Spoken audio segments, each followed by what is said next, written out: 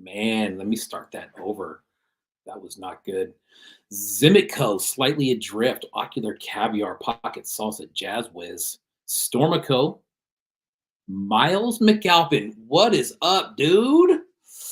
Miles McAlpin, that thing that we were talking about, I got like 6 different ones coming in, I think tomorrow. So we will definitely be in touch about that. Cool Cat, what is up?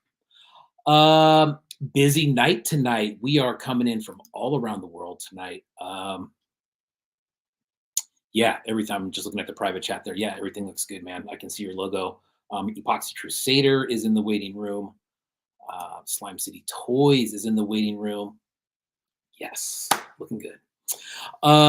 So yeah, busy night tonight. So we got DimensionX Toys coming on first. He's going to talk about Sewer Showdown coming up. That show is going to be on Tuesday. We'll do a full recap on Thursday next week. It'll be myself and Abe from Toys on Tap. Also on show night, I believe it starts, the pieces drop at 6 p.m. Central Time, which I believe is an hour or two ahead of West Coast time, but you'll have to check for that. But DimensionX Toys, he's going to be doing a live from his Instagram. There's going to be, I believe, 3 different guest hosts on there. They'll be going over some pieces in the show. And like I said, we'll follow up on Thursday with a recap of the show. But tonight, we'll talk to DimensionX Toys here in a couple minutes as soon as he gets in. Then we'll go to Slime City Toys in Canada. We'll go to Epoxy Crusader in Mexico. And then we'll finish up with TiddyBeanToys in Australia, who is not actually in the show. I saw an early flyer and just assumed that he was in the show, but he's not. Dre, what's up, dude? DimensionX, there he is. Suki, what's going on? International show tonight for real, man. And that's kind of what I wanted to do for this show because I know that Turtles is big all around the world. And that's one thing that I told the guests for tonight is that's one thing I wanted to touch on was getting in just kind of their thoughts about Turtles. I know that when Turtles came out here in the early 90s, man, it was just pandemonium. There was, the movies, the cartoons, the video game. I still love that 4-player arcade game. Arcade 1-Up tried to do one of those, and it's really small. I don't know if you've played the 4-player arcade 1-Ups, but they're really tight. You can get 4 people in there, but it's probably kids. DimensionX, what's up? I see you in there. Pocket Salsa. Right on, dude. Late. But the arcade 1-Up is not quite like the original. But Sewer Showdown, there are so many characters in that show. So we will talk to DimensionX and see what's going on there. DimensionX, are you ready, my friend? You let me know when you're ready. I'll bring you on. Grayskull Toys, what is up? You know what? I love the hat too, man. It's just a nice plain B. I don't like the Red Sox though, man. I just can't, especially with baseball coming up. It's going to be another rough year for Oakland. That's right, but I can't be caught rooting for Boston. I will wear the hat, and some people mistake that as rooting for Boston, but it is not. So DimensionX Toys will be here momentarily. Phantom Lake, what is up, dude? Phantom Lake, man, he's got something filthy coming up tomorrow. Make sure you put your alarms on for Vomiting Droids. Drop tomorrow. He's going to have some copies of Droid Vomit 2. Plus, there's going to be some Phantom Lake limited edition prints. You're going to want them. Yeah, you're right. You're right, dude. I root for Boston because we're friends. You're right. Anybody who has, a team in their town, I root for their team when they're not playing the A's. So, DimensionX, you ready, my friend?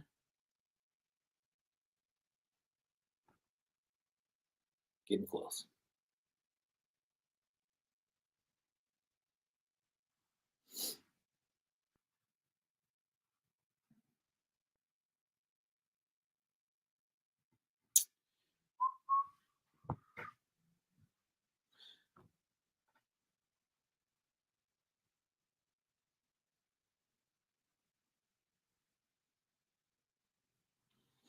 All right, DimensionX is just getting set up here. We'll jump into him real quick.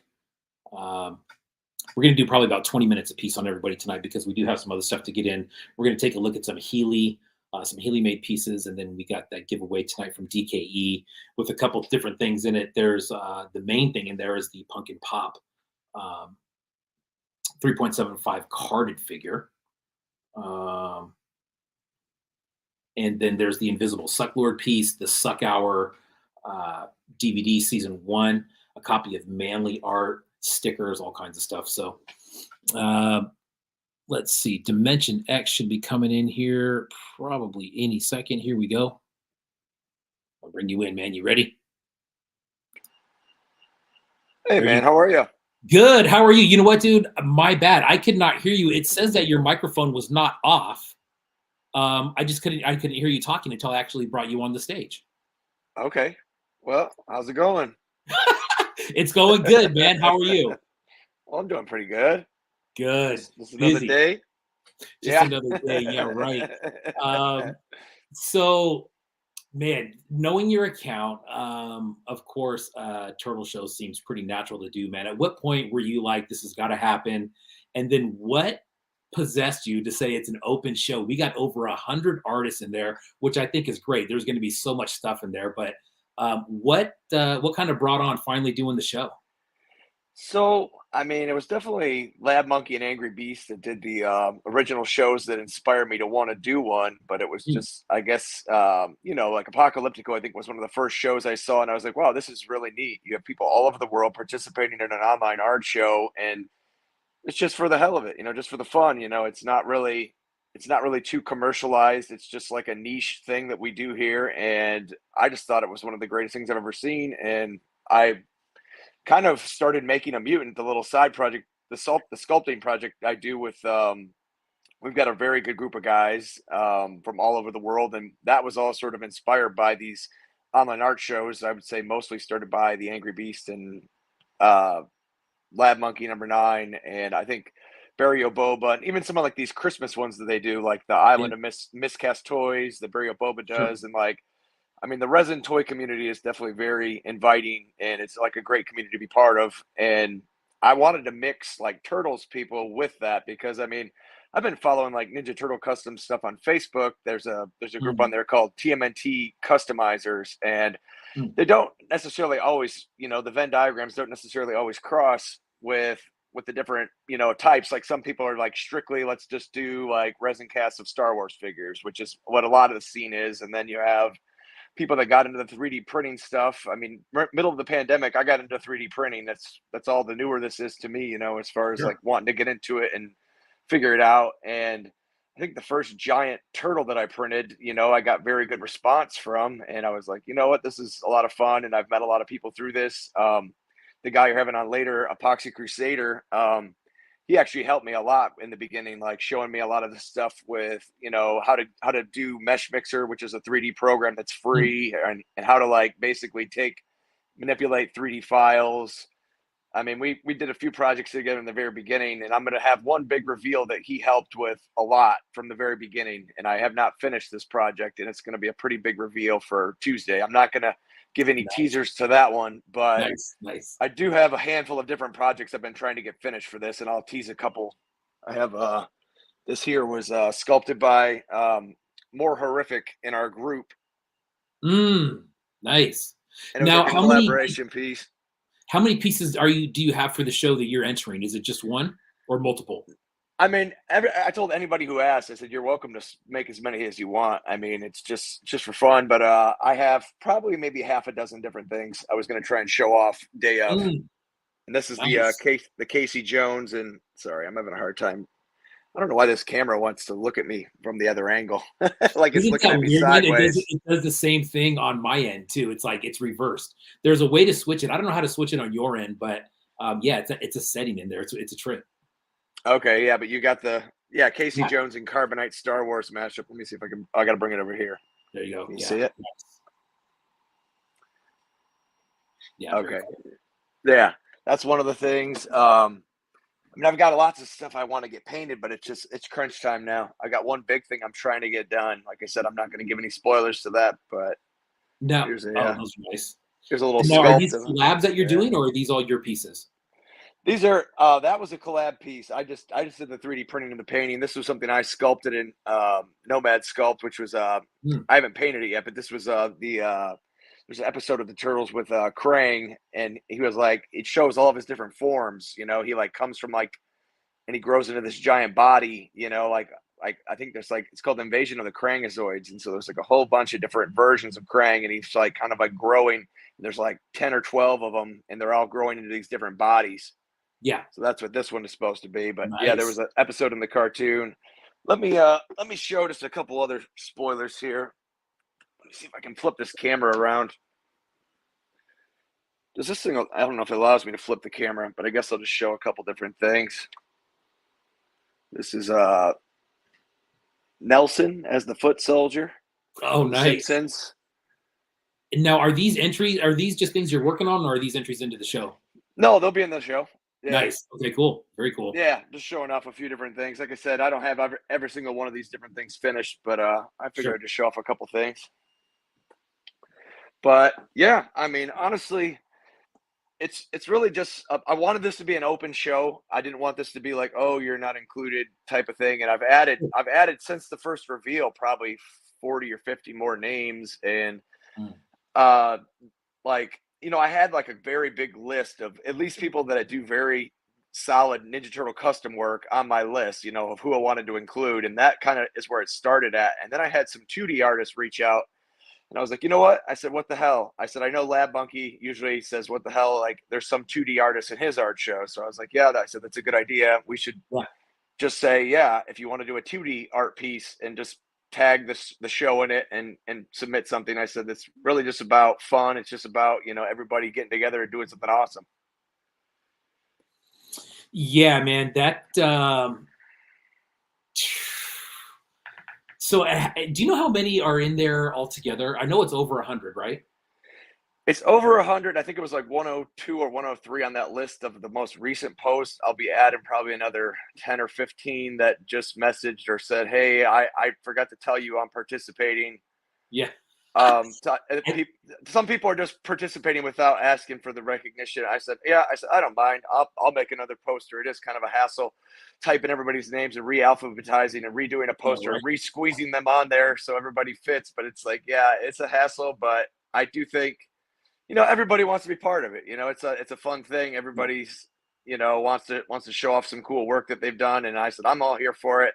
That night is going to be crazy. Tuesday, we're starting Tuesday at 6 o'clock. I'm bringing on a Hemo Adventures first, and I specifically selected these three guests because mostly just because they were some of the originals that inspired me into this type of work.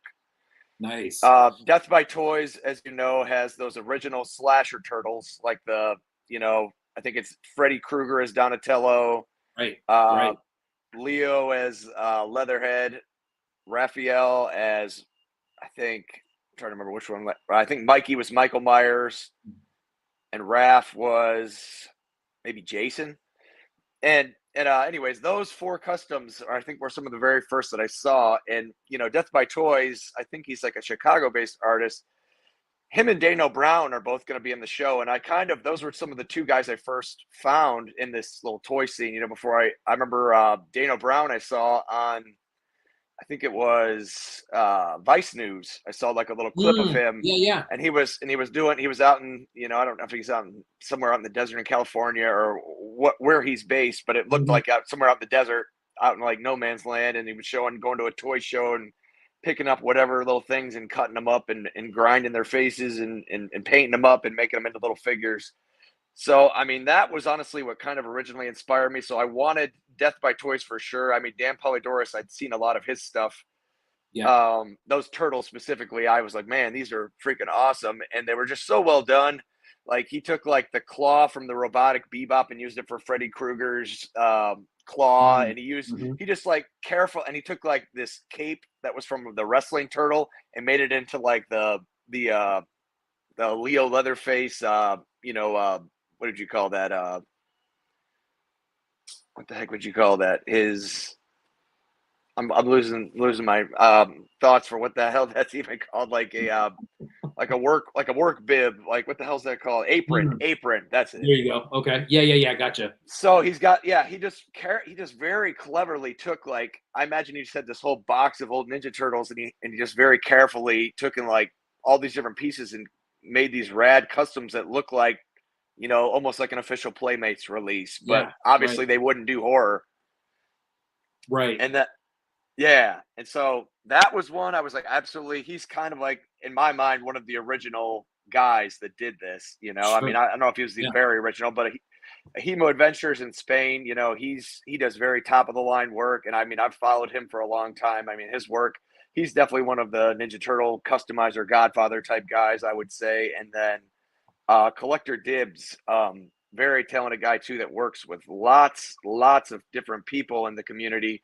He's brought together sculptors, painters, and done like full releases of, like there's some unmade prototypes of Ninja Turtles. Like they had like a Forgotten Sewers toy line, and he went and produced like this Night Mike.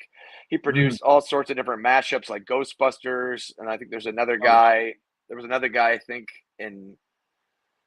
his name was Custom Stuff. Custom Stuff, what's spelled Stolf. He did a Ghostbusters originally, and an Indiana Jones.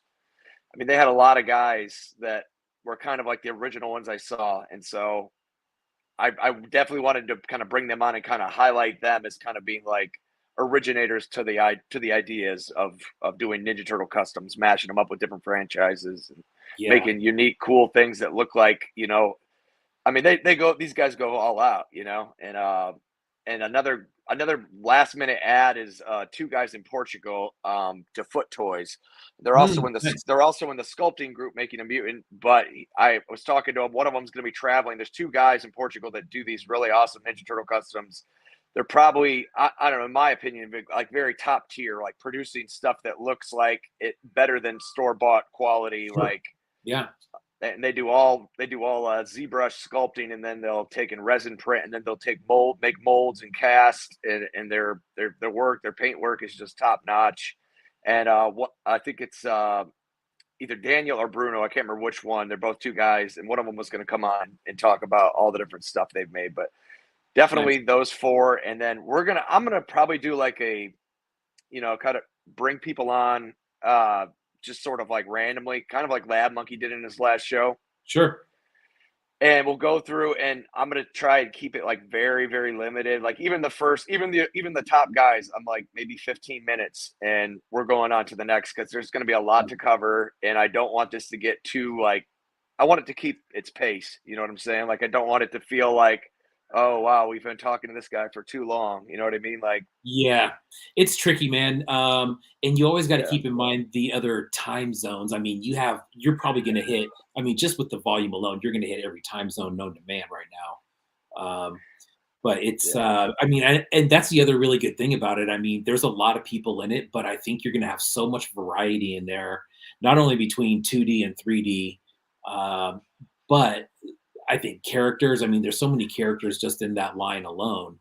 Um, I think it's going to be, I mean, God, dude, there's going to be over 100 pieces. And that's only if everybody only does one. You got six, so there's at least 106, right? yeah, yeah. And the I was gonna say also, I know, yeah. Speaking of time zones, Hemo Adventures, I'm trying to bring on first because I know he's in Spain. And he said his English isn't great, so Epoxy Crusader, once again, he's helped in our Making a Mutant group, because we Mm, have a lot of guys in Spain and in South America that speak Spanish, and he's come on and helped translate, and and so that's going to be the very first guy is a Hemo, and Epoxy Crusader is going to help translate. And I said, just overall, like, and we're also doing a Making a Mutant. I forgot to even bring this up, but there's going to be a reveal of a new Making a Mutant Ninja oh, Turtle nice. theme for the Sewer Showdown. And once again, we've got our team there.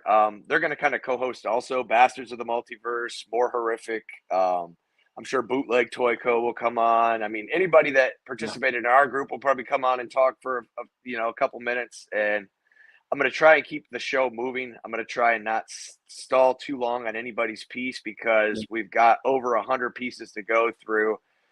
I said we might even bring up two or three at a time on a screen. I'm not sure what the fastest way to go Yeah. through them all, but I said I want to try to recognize as many as possible. And like I said, if the live has to go till 9 or 10 o'clock at night from the moment I'm starting at 6 p.m. Central, and we're going to go, I guess, as long as it takes to kind of go through them all. And it might, Yeah. I imagine with 100 people, it's going to take a minute. Yeah, absolutely, man. I put some more information for your website down there at the bottom. If you guys want some more information on um, on the Sewer Showdown, there's a really good article in there that you put up about just why you chose those individual artists. I thought that was very cool. There's a link to t-shirts and merch. There's a free Foot Soldier STL you can see down there. Also, what about your YouTube channel, man? What's going on with that? I saw a link to that in there. Okay, so yeah, I'm just like I'm almost like so divided. I was like, you know what? I just need to just stick with one social media. I was like, Instagram has always been sort of what's been it for me. But I said I did have some people reach out and say, oh, can you give me some tips on how to use Nomad? And I was like, well, I said I can just take my lunch break and sculpt something out and record with my camera kind of mounted above me. And from there, I just like, I was like, how do I do good audio? I was like, I just Google searched and and I think there was like, what is it? Adobe offers a free thing where you can basically submit your audio through it and it'll clean it up for you. Oh, nice. Reattach the audio. I think it's Adobe Podcast or some Adobe software that's Hmm. free, and you can basically get all your audio kind of cleaned up like podcast form, and then reattach it, submit the video. But it was basically just a few YouTube tutorials. I think I also did a small video on the NECA Chrome Dome figure that came out. I think I was Yeah. just gotten my new iPad and was trying to do a little video editing stuff. So I made some little video reviewing that figure. But other than that, I haven't done a whole lot in the YouTube world. Yeah, it's a whole other thing, man. It is there's just a lot to manage in that. I don't even know. I don't Yeah. even think I'm using probably 25% of what YouTube can do as far as I didn't realize you could post on there and make it kind of like your own page. Um, it's just there's a lot, man. But that's cool. At least you have something on there. I was talking to Dove from DKE, and it's kind of like YouTube is the one thing that is probably going to be there for a long time. You know, I don't see that fading out ever as far as social media goes. But so the show, man, pieces drop at 6 p.m. Central on Tuesday. Yep. That's when you go live on IG. You're going to go through. You got four different, gosh, at least four different guests coming on. Probably a lot more than that. Yeah, that'll take up the first hour will be the four guests, I think, and then we'll probably go through. I'll probably honestly just try and go through as many pieces as possible after that with the co-hosts. Yeah. Epoxy Crusader, more horrific. I mean, I will probably filter different people on. I'll try and they'll let you have four on at a time. I'll probably Hmm. just try and filter people in and filter people out. But I said it's just going to have to be kind of quick paced just because of the nature of how many people it is. And I want to try and draw as much attention to all these people. And I know your guys' show is generally pretty good length, right? I mean, so I'm sure you and Abe will also do a very good job highlighting, if I miss something that first night, Oh I man, hope. it's going to be a sprint, man. I'll tell you what, dude. We did the Apocalyptico 3. um, if I wouldn't have started as late as I did, I think I started about 30 minutes late because I was trying to get all this other stuff in. I think I could have Okay. got it in 2 hours. So my plan is to get yours in probably 2.5 hours. And that means bringing Abe on right away and just started going through the pieces. And it's like a minute to 2 minutes max on every piece. Because I mean, just if you do a minute on each piece, that's 100 minutes right there. You know what I mean? So it's just Yeah. it's a long haul, man. But it's going to be fun. I mean, you're going to see some really talented people, some artists that are just incredible doing. And like you said, man, you couldn't have picked any better hosts to have with you. It sounds like those are some really kind of OG Turtle guys in there doing a lot of custom stuff. I've seen their work, especially a Hemo, man. His stuff's freaking wild. That stuff does look like it's better than off the shelf. Um, but Yeah, dude, looking they're forward quite to it, good. man. Anything else you want to drop about the show before we kick you out of here? So, I mean, for some people, I've had a lot of people asking, like, how do I add this image? I know at one point, I mean, I know there's a way you can do it with Canva for free. I was gonna maybe post some stuff on the website for links if people are confused. I mean, if people don't have Adobe Photoshop or Illustrator, you can use Inkscape or you can use Can't think of the name of the other free one. If somebody knows it in the comments, there's other free softwares, alternatives to Adobe Photoshop that you can use. I think one's called GIMP, and you Hmm. can use that to bring your. I put all the website, all the logos that you'll put in your final image. You can take your pick of whatever Sewer Showdown logo you want to use in the corner of your artwork, whatever corner it fits best. I mean, that those instructions are on the website. If you want to pre-schedule your posts, I put the instructions on how to do that on the website. You can also just save it as a draft. Instagram allows you to do that. So you go through the post, you can back your way back out, and at the very end, when you go to click back, it'll say, "Do you want to save this as a draft?" So you can have it ready to go and just post right around 6 o'clock on Tuesday.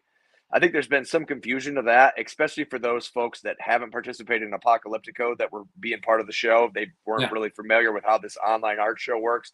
So I just wanted to clarify that. So basically, yeah, everybody around the world at whatever time it is in your country, you post at that time, New Orleans time or Central time in America, 6 o'clock Central, Right. Central Boom. Standard Time. And yeah, that's basically it. And you use that hashtag Sewer Showdown. And I know Lab Monkey had issues with the hashtag properly showing up. I think sometimes if you have like weapons in your photo, or I think there's something with the Mm. algorithm will fight it showing up in that hashtag. So Yeah. I don't know how to like tell people that to make it show up, but what I'm going to try and do is bring up every single artist that I know was in the show from my list and just bring up their pages and just refresh and Yeah. look at whatever they posted. I mean, that's probably going to be the best way for me to be able to see it. Yeah. But anybody who wants to just go view what's out there, a lot of it should show up in the hashtag, and you should be able to just go flip through and look at them. And if you follow Exactly, all man. these accounts, they should show up in your feed right at that time.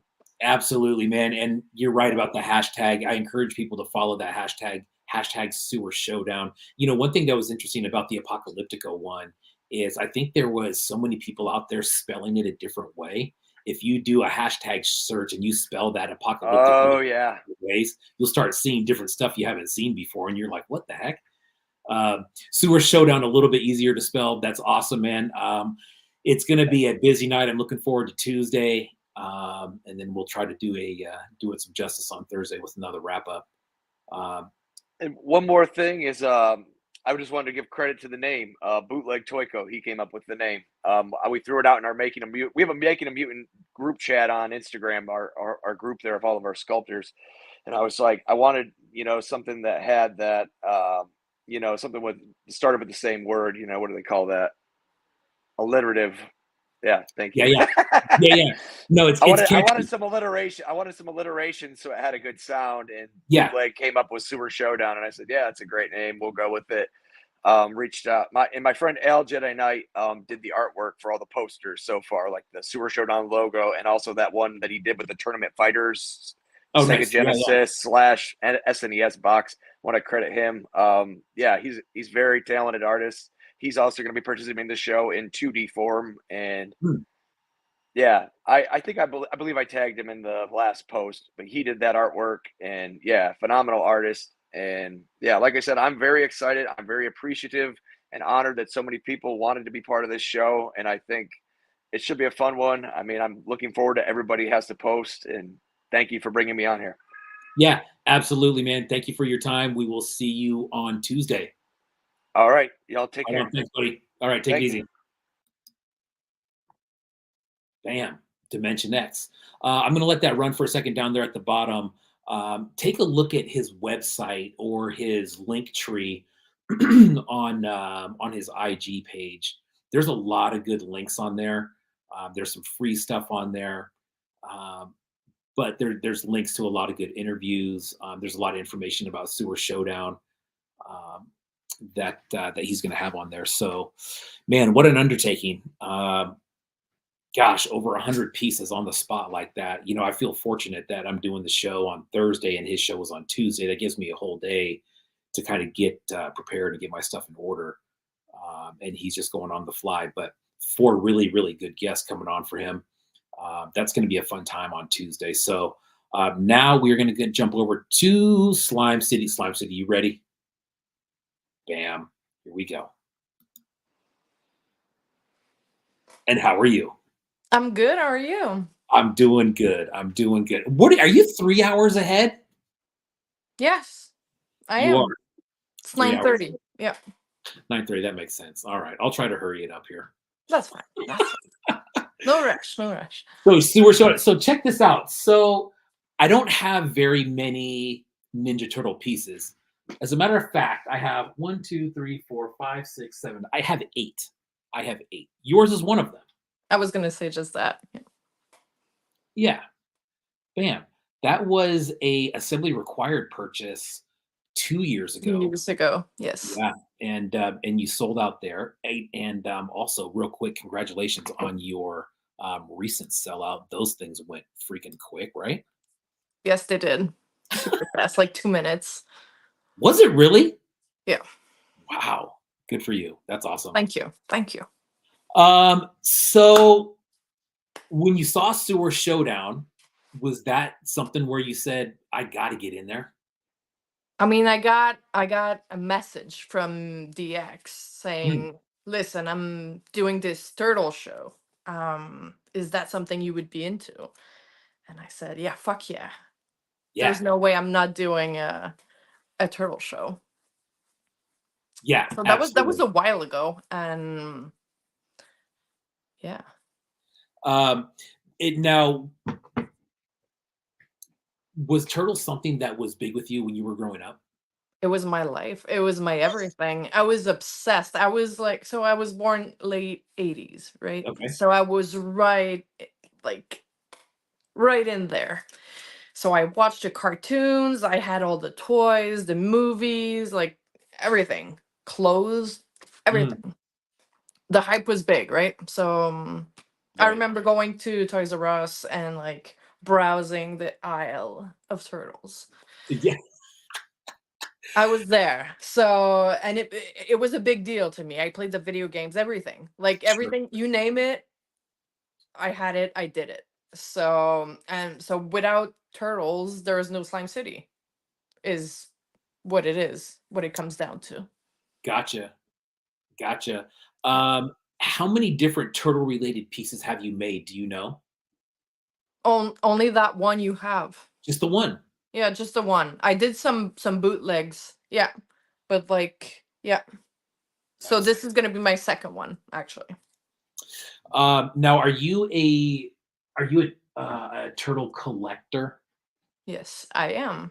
You are I don't know huge if you can collection. see them, but Oh wow, all turtles right there. very nice. Now, so you're working on your showpiece, and then you're also doing other drops. Um, how is that? I mean, it's busy. I've been very busy this year. I've been dropping toys, sculpting nonstop, waiting on my vinyl figure. Mm. I'm just, yeah, I'm in the groove right now. I'm living, breathing toys and resin dust right now. So yeah, Well, that's the way it should be, right? Just yeah, busy, no, for busy, sure. busy. Sometimes like you go through some phases. You feel a little down. You don't know where you're going. You're not. You just don't know. You're clueless, and right now is not that time for me. It's the opposite. Well, that's good. I That's feel like making toys. I have like a lot of ideas. I want to put my work out there, and you know, sure. yeah.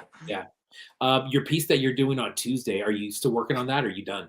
It's mostly done. Like the Mostly done. figure is done. I still got to work on the accessory and or weapon.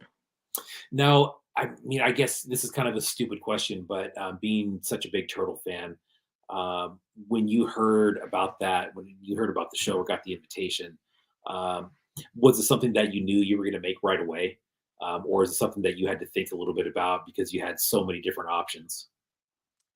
Actually, when I heard, I had no idea what I was gonna do at first, and then I had some time to figure it out, so that was good. And then it popped like a light bulb, and it's very obvious. You'll see. You. It makes sense if you know my work. Yeah. So yeah, I'm super excited about it. I haven't done a proper action figure in a little bit, so So that's also exciting.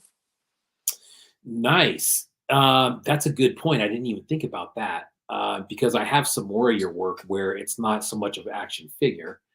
It's that head sculpt with the snakes coming out. Um, Yeah. when you're making pieces like that, so the last piece that you just dropped, I think there was what, 3 of those, the ones that sold out? 3 of those, yeah. And I those have were more, but yeah. oh, Yeah. sweet. I Okay, I and those are articulated too, right? they're not. They're not. Okay, so solid. But I mean, there's limbs and stuff like that. Yeah, yeah, yeah. But Nice. they're yeah. I did drop some of your information down here at the bottom. Slime City Toys, at Big Cartel. There is stuff is sold out on there actually, right? But you can still take a look at the shop in there. Some of your previous shows, D is for Dracula, Scraps 3, 4, and 5, Apocalyptico 2 and 3. What is it that you like about the show format? A lot of those shows, they give you kind of like a theme to go by.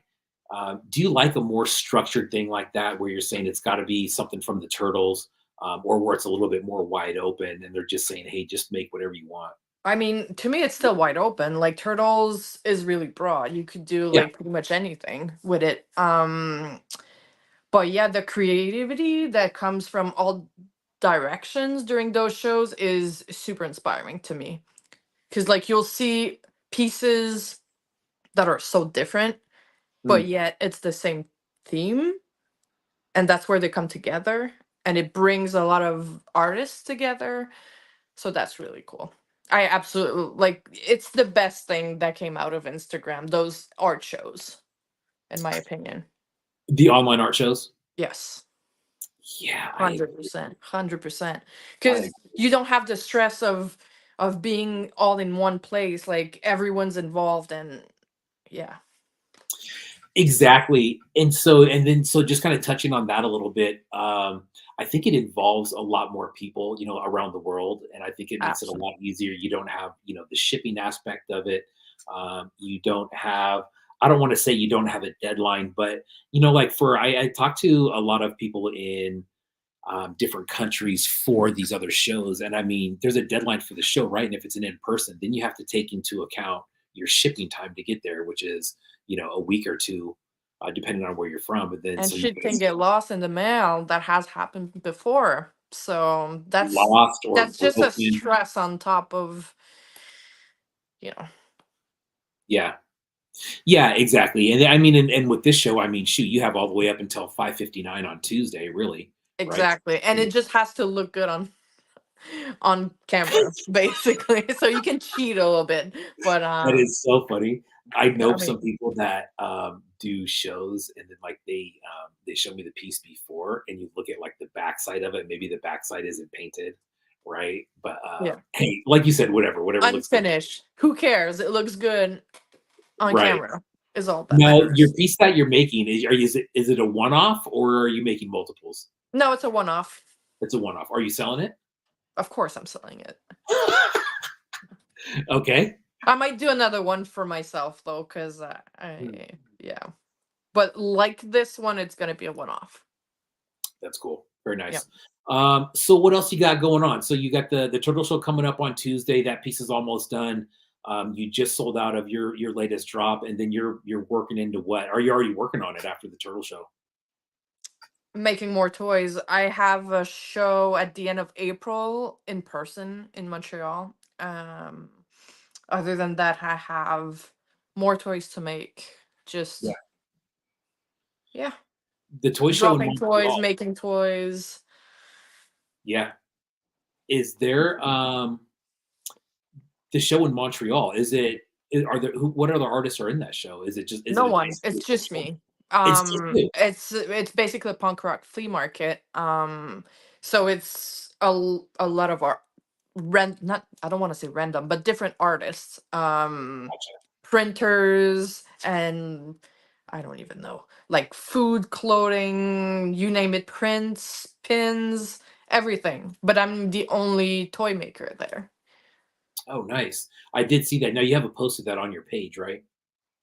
Yeah, Not yet, but I've been there before and I usually post beforehand. nice. Yeah.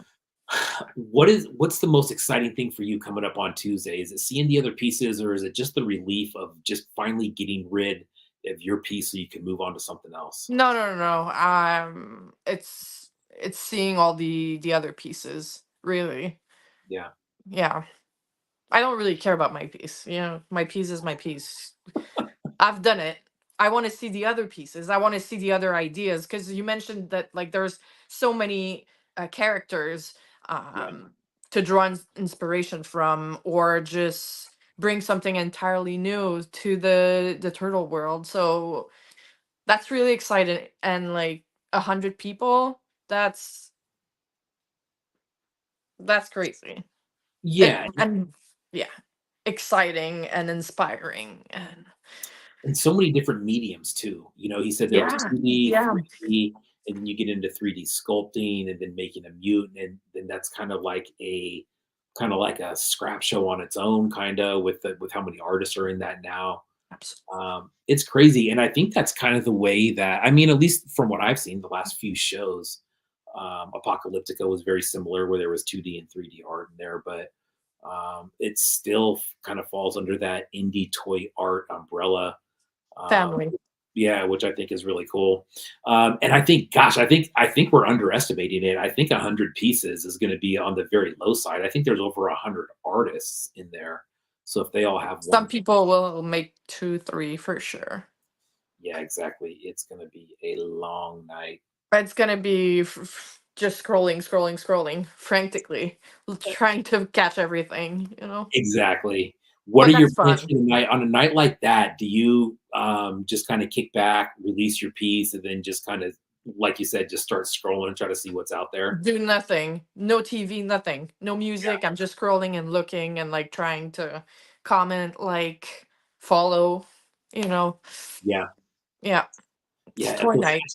If those hashtags worked, like those Hopefully, posts yes. work, I think that it would be a lot easier for everybody. Yeah, because the last Apocalyptico show was a drag. I feel like I missed a lot of pieces Yeah. because the hashtag was not working. So that was Yeah, I think you're unfortunate. right. There were some pieces that, I was just kind of going down the list and trying to save every single one. And I think there were some people that had just a handful of likes. So I'm like, how is that even possible if everybody's using the same one? That's crazy that one post has 250 and another one has like 8. Yeah, That doesn't make sense to me. no, it doesn't. Um, But that's Instagram for you. yeah, that's true. So going back to turtles, I mean, so it sounds like in Montreal, if it was just kind of like this turtle takeover when we were kids, right? Um, It the, was. It really yeah. was. Um, is I don't know. I had a question there, but that doesn't even make sense. Um, anyways, There was no variations. Like the action figures that we got were the same as you guys. Unlike in Europe where they had yeah. like different ones. So it was the same. But the card was something sometimes different because of it was bilingual. So maybe that was the only thing. And then everything was also dubbed in French in Canada. Mm, So the shows and the movies. gotcha. Everything dubbed in French. Now you said so you didn't have any variations. I mean, yeah, I think in North America, right? It's kind of weird to have variations between the two. Yeah. Uh, but so nothing there. What about the packaging? Did you have English and French packaging in there? Yeah. Yeah. Yeah, yeah. So it was so different cards basically because it was also in French. Yeah, yeah, yeah. Gotcha. Do you collect those at all? I don't collect carded stuff. Yeah. I have very few because I don't know how to display them properly. Uh, and they take so much room. I don't have the room. But I would like to have maybe one or two at some point. Yeah, carded figures that's the thing. You need about a million different walls. Yeah, Yeah, that's which a lot. it's not going well right now. So it's already full, so I wouldn't know where to put it. Yeah. You got so there are some besides the flea market show. There are some other shows coming up, online shows in the next few months. You got your eye on any of those? Everything. I'll be watching everything. Nice. Are you going to be participating in any of them? Not that I'm aware of. No. I think some of them are open, right? I like the Robot Resurrection show from Ocular Rhombus. That's an open show. And the wrestling one from Angry Beast also, but I'm not a wrestling person. I try to stick to maybe 1, 2 shows a week, not a week, a year. Mm, So yeah. So maybe I'll take a break and work on my own things and then get back to it later this year. yeah, nice. Well, Mm. it sounds like there's plenty of that going on. Oh, Um, it's nonstop. You gotta say no and know which one to pick, you know. Yeah, one thing that I noticed when some of these other shows started popping up, I did hear, some artists saying that, there's too many shows that are concentrated in too many areas. And I'm thinking, well, you don't have to be in all of them. Like, no You one says you don't. have to be in You all of don't. Like wrestling is not my thing and I don't know. That's the best example. Like I know it's open. I could be in it, but I don't want to necessarily. I'm still going to watch. I'm still going to follow, but am I inclined to make a wrestler? Not really. No. Yeah, just because it's a And show. that's okay. That's okay, right? Like there's room for everyone out there. So, Right. And I think that's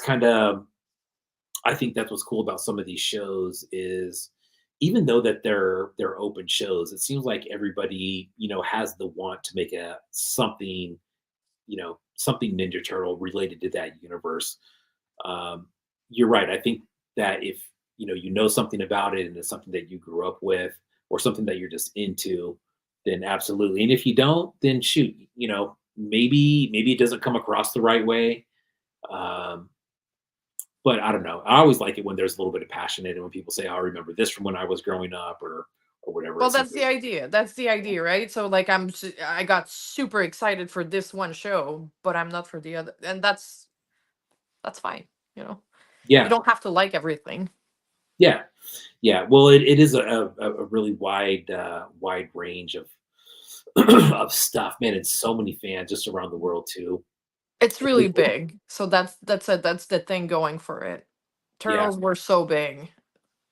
yeah, exactly. And I think that's why it kind of works with so many artists in this one, right? Because I mean, how do you cover that whole universe with like 30 artists? I think that's almost impossible to do, right?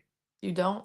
Yeah, you can't. You make it open so that everyone is welcome. Yeah, definitely. Anything else you want to get out there before we move on to Mr. Epoxy Crusader? Not really. Thank you for having me. Absolutely. You'll have to come back sometime and we'll have to do a formal show at some point. So, I um, would love that. congrats on your recent sellout. Congrats Thank on you. Apocalyptico 3. Thank you. Early congrats on your sewer showdown entry. I think everybody's looking forward to seeing what you got on Tuesday night. Thank you. Good luck with your Thank live. Yes, it's going to be extremely busy, but Yeah. it's going to be a But rapid fun. pace on Thursday. It'll be fun. It'll be really, really fun. And Oh, yeah. I'm sure I'm going to get schooled out. I'm not I don't know a whole lot about turtles. So I'm looking forward to that too, to seeing a bunch of stuff that I've probably never seen before and hearing some of the backstories. I've already heard 3 or 4 that I'm just like, oh, I didn't know that. But see, that's good. It's something new. It's something new, 100%. All right. Well, we will be looking for you on Tuesday night. Thank you for coming in. Thank you for your time. Appreciate you as always. Boom. Slime City Toys. There's some information down there at the bottom. There is a big cartel shop. The only thing that's in there right now are the pieces that were just dropped last week, and they sold out. So congrats again on that. There's some previous shows that they've been in, and then Sewer Showdown, of course, on Tuesday. So which is really cool. I mean, Canada, it's still North America, so I kind of figured it would be the same thing. We're going to get into talking to Epoxy Crusader here in a minute. And there's always some really good bootleg stuff coming out of Mexico. I know that he has quite a few pieces on his own, which is cool. So Epoxy Crusader, whenever you are ready, man, you let me know. I can see your logo in the I can see your logo in the waiting room. So whenever you're ready, man, you let me know.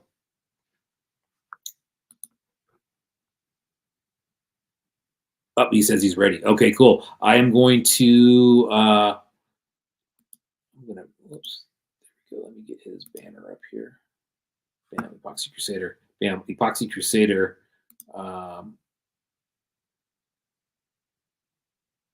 Oh, gotcha. It says you're boom. There's Epoxy Crusader. It says you're What's muted. up, everyone? Oh, there you go. There you go. It said that you were muted. What is going on, my friend? Hola. Hey, yeah, I What? like it. I like it. Greetings from Mexico. Nice. How are you, sir? Good, very good. And you? Oh, I'm good, man. It is. It's been a wonderful show by now. I've been, Dave. I love that guy. All Yeah. the things he said, it's awesome, man. I'm fan of Slime City Toys also. So Yeah, show up. yeah. And I think what's really cool, man, is I think this show, there's some really hardcore turtle fans and artists as well, and I think that makes it so much better. Just from like a promoting standpoint. I know that Dave is a huge turtle fan, and I think that really kind of boosts the show up. He knows the right Yeah, guests in definitely. there. Yeah, and somehow he positioned himself really well in the troll community with his giant ninja trolls. For anyone who's wondering, he was, in my opinion, or I'm pretty sure of it, he was the very first one to start printing giant turtles in a time that there were not many models in the internet to do so. So he's really the guy. Yeah, absolutely, man. I agree. It's something that I had not seen before. I think the first time I even ran into him was Designer Con 2 or 3 years ago, whatever it was. 2 years ago, we were there. Yeah, that was. But yeah, the oversized 3D print stuff is just it's amazing, man. Like I said, I think that really plays into the success of the show. Yeah. How about you, man? Big Turtles fan, obviously. Yeah, if you check out my IG page, I label myself as a turtle TMNT turtle cultist. I love Ninja Turtles. It was my thing during the 80s when I was a kid. Somehow Nice. it changed the way I see life after Ninja Turtles. Yeah. I even went and practiced some ninjutsu after that because of Ninja Turtles. So Sure. it was a big thing. Now, when you started with them, were you into the like the original comic books? No, because in Mexico, comic books didn't have like the attention they have now back Sure. in the day back in the 80s, and also because comic books, like American comic books, had a delayed transfer onto Mexican merchandise. So it happened something really peculiar and awesome with comic books in Mexico, because Ninja Turtles comics made by Archie Comics had a late transfer of among 2 weeks and a half, perhaps, or 3 weeks. Gotcha. So a Mexican artist called Manuel Conde, he bought the rights for Ninja Turtles, for the Archie Comics Ninja Turtles, and he started drawing his own Ninja Turtle comics to Gotcha. fill the gaps between the numbers. So we have a very different Ninja Turtles lore in Mexico for some parts. Wow, that is interesting, man. I had no idea. I have some of those right here. This is the Ninja Turtles Adventures. Oh, wow. The American version. Okay. This is number 15. And this is Mexican number 15, made by Manuel Conde. Okay. He had to redraw the cover and some of the insides just to fill the gaps. But then he started making some other comic books with his own characters, having adventures within the Ninja Turtles universe and among the Ninja Turtles characters. This is one of my favorites. During the eclipse of '91, he made like Ninja Turtles explaining the eclipse for the kids, and all the safety measures and the scientific topics. So yeah, we we on that side have different lore in some parts for the Ninja Turtles universe. That's interesting, man. I had no idea. So he had to redraw everything from the cover. Was it just him doing that, or did he have like a company that did it?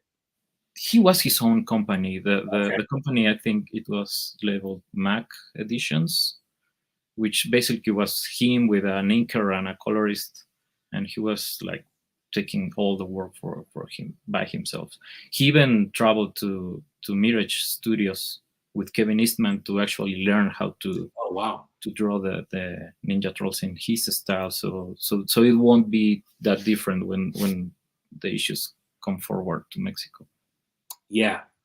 Now, you said that the comic books were about 2 weeks behind. How was it when it came to everything else? Like, like the cartoon, the video game, or the toys is kind of more what I'm interested in. The toys, I remember when the toys came forward to Mexico, I think we start with the toy line in the second wave. Okay. So I remember having not the basic line of the Ninja Turtles, like the Four Brothers, but I think it was the shell or the morphing ones. I don't really remember which ones I have at the very beginning. So many of the waves came into Mexico incomplete. Sometimes you get all the villains, and sometimes you get other characters. Not always turtles. Sometimes you get vehicles. Sometimes you didn't get vehicles. So it was kind of tricky to keep on with the lore of the cartoon, which was aired, I think, 2 years behind the release in North America. And well, that I remember that fondly because one of my favorite characters is this one, Walkabout. Oh wow. Okay. And that was in series 2. I'm not sure in which series this was, but I remember I had this for Christmas. But of course, my parents didn't know a thing about Ninja Turtles, so they pick up the very first thing they saw in the shelf, which was labeled Ninja Turtles. So when I received this for Christmas, most of my friends wouldn't want to play with me because they always told me this wasn't Ninja Turtles because it didn't appear in the cartoon. Gotcha. So I always fight back about it's Ninja Turtles. I can show you the box. No, it's one of them. But that gave me like this sense of I don't know, like originality. Like this was my Ninja Turtles toy instead of having all the classics or the common Ninja Turtles. With this one also, like the Surfer Mike. Yeah, see, and that's what I'm talking about, man. There's so many variants out there. I think just there's two things that are really going to make this show cool. One of them is the amount of artists in there, the kind of whole variety of disciplines he has going on. But number two is the amount of characters that they have.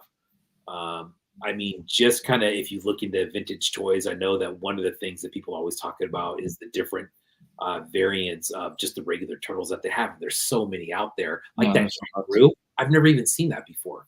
You know what I mean? I hope that I've never seen it before. I hope that some people do stuff like that to really kind of show that wide variety instead of just the four turtles over and over and over again, because I know there's so much more out there. Yeah, I'm crossing my fingers. Also, as a fan of Ninja Turtles in Mexico, along with many other fans in Mexico, I think we somehow wonder in one day seeing the characters that Manuel Conde made for the Mexican Ninja Turtles comic book. So that'll be amazing to one day have one of his characters out there as a toy. It's something I've been really thinking about doing someday, but time. Yeah. Now, so starting with the wave 2, have you gone back to, or did you ever go back at any point to just try to collect? Are you a collector of all the vintage line? When I was a kid, I have a really nice collection of Ninja Turtles, like most of the iconic characters. But one day my mom gave those away to charity, so that was it. And as I start collecting again toys, then I figure out I'll be just collecting the Four Brothers. But since I have this idea of art history and some sort of art scholarship, scholar training, now I tend to think collections as in a museum-like way. So I try to collect, let's say, the 4 vintage ones, and then the 4 for the next movie, and then the 4 for the next Mm. show, to have like a comparison between the lines instead of trying to collect all the characters or all the toys from the same line. So I've been trying to keep myself buying the 4 brothers each time they appear in a new, adaptation or new film or new comic. Yeah, exactly. Um, now with the bootleg stuff in Mexico, when did that start popping up for you? Is that something that you collect or something that you make? Well, bootleg, it's in Mexico, I'll say a new word, because back in the day, in the 80s and the 90s, we called that, we didn't call them bootleg, we called Sure. it market stuff. So if you had, your parents didn't have the money to buy you the original one, they buy you the one from the market. Gotcha. Okay. In Mexico, the slang word for that, we used to call it chafita, which Okay. is some sort of bootleggy in translation. Sure. So I remember having some of those chafita toys because back in the day, there was no, let's say, my folks didn't care what they bring back home to me as a gift or something. So they saw something that says Ninja Trolls, they buy it and give it to me. Sure. Or I spend my allowance money to buy some stuff that I saw in the market or in a store. So bootlegs in Mexico have been around since forever. We have a very ancient history of bootleg toys, mainly because most of the factories in Mexico used to make toys for American companies. So in the meantime, they also bootleg or copy the toys or the models for the lower market in Mexico City. Sure. Yeah. Wow, that's interesting, man. Now we have very interesting bootleg, I'll say reboot. Yeah. Because, for example, you can find out these ones. Oh, man. But if you see the shape, I remember having this as a kid because it was a Chinese knockoff called Mutant Heroes or Ninja Heroes or something like that, and they came up with some sort of skateboard, and they were really strange and had nothing to do really with the Ninja Trolls aside from the shape. But now these are becoming really popular in Mexico because it's a rebootleg of the knockoff figures that were sold in Mexico during the 80s. And also That's like cool. the vinyl figures like this one. Yeah. This has been around like for a time here in Mexico. Currently, these are modern bootlegs, but as you can see, they are based on the original big toy line from Yeah, absolutely, man. I've bought a couple of those for people. I have a lot of this. I really like painting them and customizing them. No, I was just going to ask. I've never seen a black one like that. Did you paint that, or did it come? No, like the vinyl is black. The vinyl's black. Okay. Yeah, I know the guy who makes this, so I asked him to make the vinyl in any color I want. Oh, gotcha. Okay. I have some blank ones just to customize, but this in particular, it's black. Oh, dude, yeah. Dirty Yeti said that is so dope. I agree, man. That I've never seen that before. That's really cool. Yeah, this in particular, I made it black because it's inspired by some art toy that I don't know which industry made that have like these black turtles with different colors. Oh, gotcha. And they are very expensive, so I thought it would be better to have my own version of it. Yeah, definitely. That's very cool, man. It looks really, really slick. Thanks. What your piece for Tuesday? You still working on it, or are you all done? I'm all done. I'm delving into pending work for For those of you who didn't know, I am doing my PhD right now, so I have Oh, a wow. lot to work on my dissertation and paperwork since forever. But when Dave told me about the show, I thought it would be better just to make the figure as quick as possible because I knew I won't have any time to do so within this month. So Yeah. I think I finished my piece by the end of January or mid-January this year. Yeah. Wow, man. So you're holy smokes, you got a lot going on. So you're doing your PhD, you're trying to make turtle pieces for next week. Yeah, I'm kind of neurotic, so I need a lot of how you say occupational therapies. So I Okay. try to make not only toys, but I'm into a lot of things. Um, I try to catch up with music and some bands that are my friends. Yeah, sure. So any now and then I'm to different kind of shows and stuff. And in the toy line or in the toy scene, I I I try to be in almost any show that comes by. So yeah, pretty much I'm always tight on time. Yeah. Well, it's good, man. I mean, staying busy is always good. Yeah, it's my thing. Yeah. Uh, so what was your favorite character growing up as far as turtles go? As far as troll goes, my two favorite ones were always or are always Leo and Donatello. Those are like my main guys. Somehow the personalities they made for them in the cartoon kind of are ringing to me for many time. Sure. I think the last time I felt that click was with the 2000s series because in my opinion the new series kind of blend the personality into the four turtles. Sure. You cannot differentiate among them as Yeah. you used to do back in the day. The last, well, I'm not the I'm not the target audience anymore, but the last film, I thought they lack, personality for each turtle. They kind of seem the same to me. Sure. That makes a lot of sense, man. I think, just watching the turtles from when I was younger, you're right, man. They're very individual, very different personalities. Um, and now I haven't seen the new one. Were you talking about the newest one that just came out? Yeah, the newest one, the last new one, I think started with this idea of blending the characters into a more funny way instead of pouring their personalities apart. But yeah, the newest one, the one that Seth Green made. Yeah. When I was a kid, it was like it was like very specific. Even when we went to the arcade to play the Ninja Turtles arcade Yeah. game, Yeah. Yeah. I always knew which turtle my friends were going to pick, just based on the way their personalities were. So Yeah.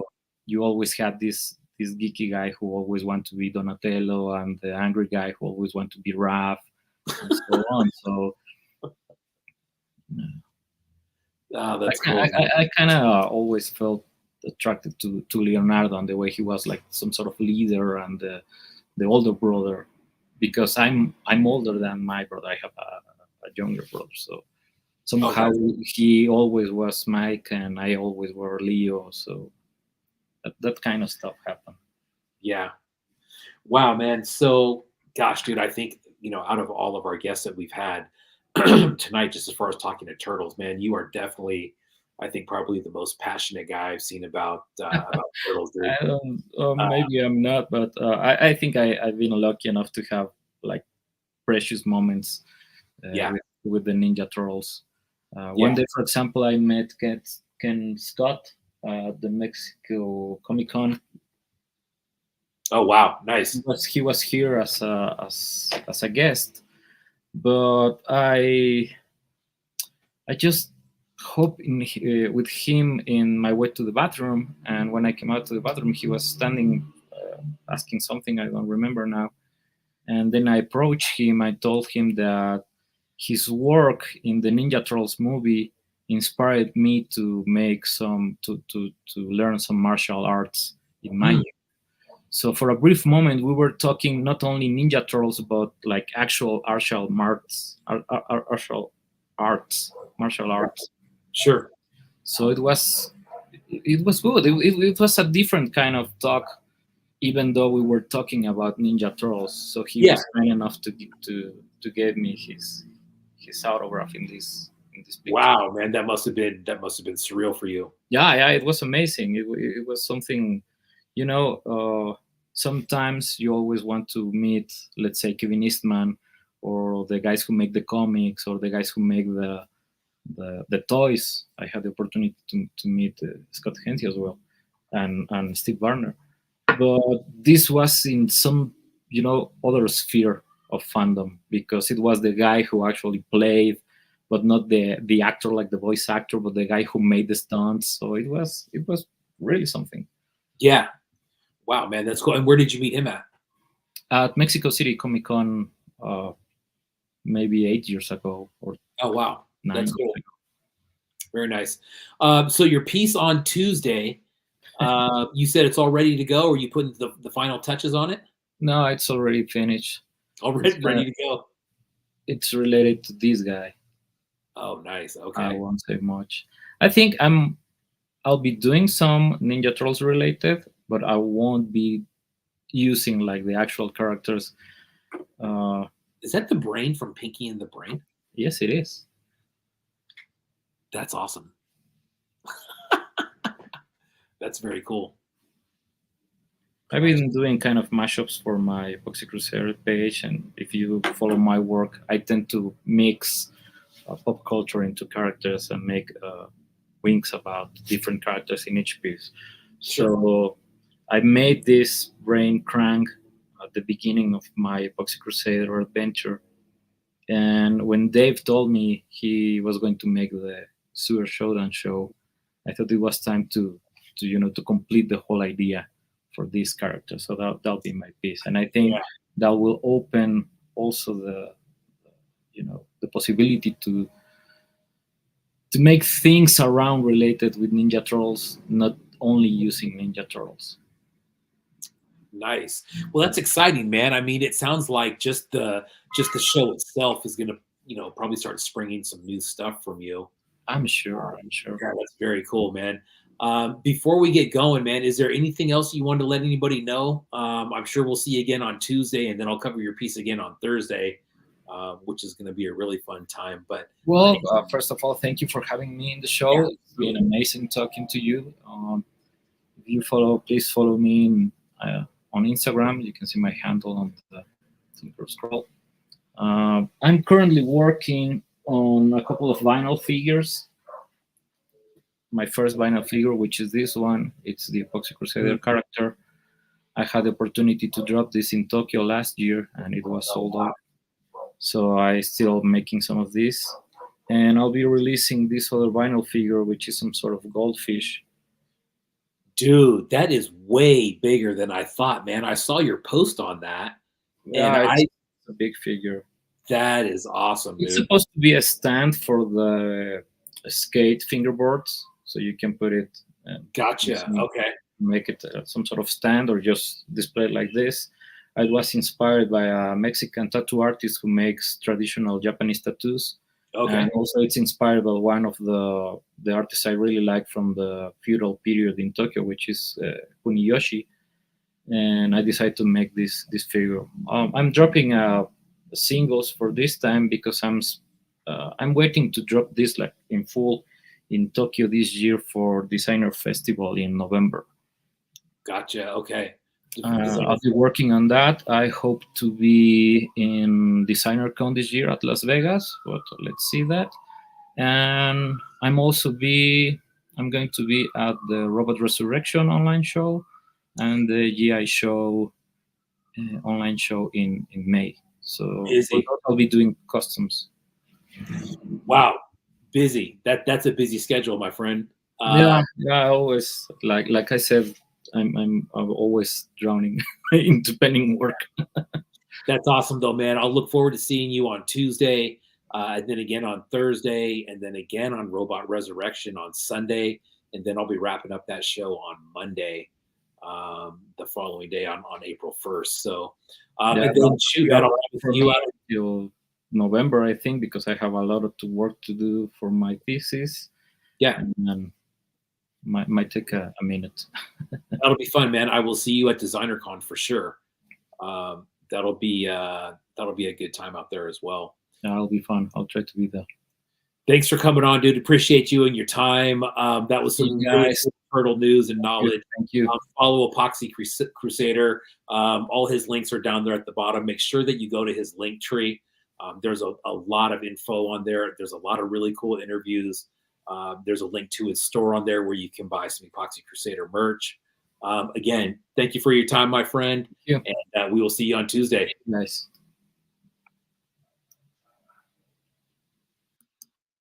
I like that little fade out that he did there. I got to check on that.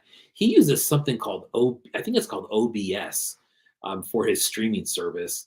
And I took one look at the interface for that, and I'm like, nah, that's above my pay grade. That is just something that I can't really do that unless I really sit down. I use StreamYard, and StreamYard is it's super simple. I think it is a little bit limited in stuff that it can do. There are some other ones out there that have some really cool stuff. But man, Epoxy Crusader, you talk about being passionate about Ninja Turtles. I mean, this guy had some, basically some life-changing events due to Ninja Turtles, which is really cool. And that's something that I think is probably going to come out when you see his piece on Tuesday. Just like the passion and the following that he has for TMNT probably should, really come through on his piece. I do see Tiddy Bean. Are you ready, my man? Let's do this. Yo, what up? What is happening, man? Last but not least, the Tiddy Bean. Now, I told everybody before that I screwed up, and I must have saw an early poster. You were not in this show. No, I'm not. I did agree to it though. Like when DimensionX reached out, it was a fair while ago. It was like well before I knew I was moving house and stuff. Yeah. And I kind of had it in the back of my head that it was coming up in early 2024. But then just completely forgot. And then he sent the first like poster out, and I was like, "Oh no, dude, sorry, I'm not in it." And then looked at the post and was like, "Dang, my name's on there." Felt like a dick. Sorry, oh, so it's your fault. Okay. and then yeah, when you reached out for the show, I was like, "Fuck yeah, man, I'll come on." And then actually like read the description for the show. I was like, "Oh no, I'm not at the show," and I'm already like locked in again. Idiot. But dude, I thought it was for some reason I thought, you know what, he's moving. I'll just throw it out there and see if he's available. There's no way I was gonna tell you, never mind, man. You're just gonna be watching the show just like me.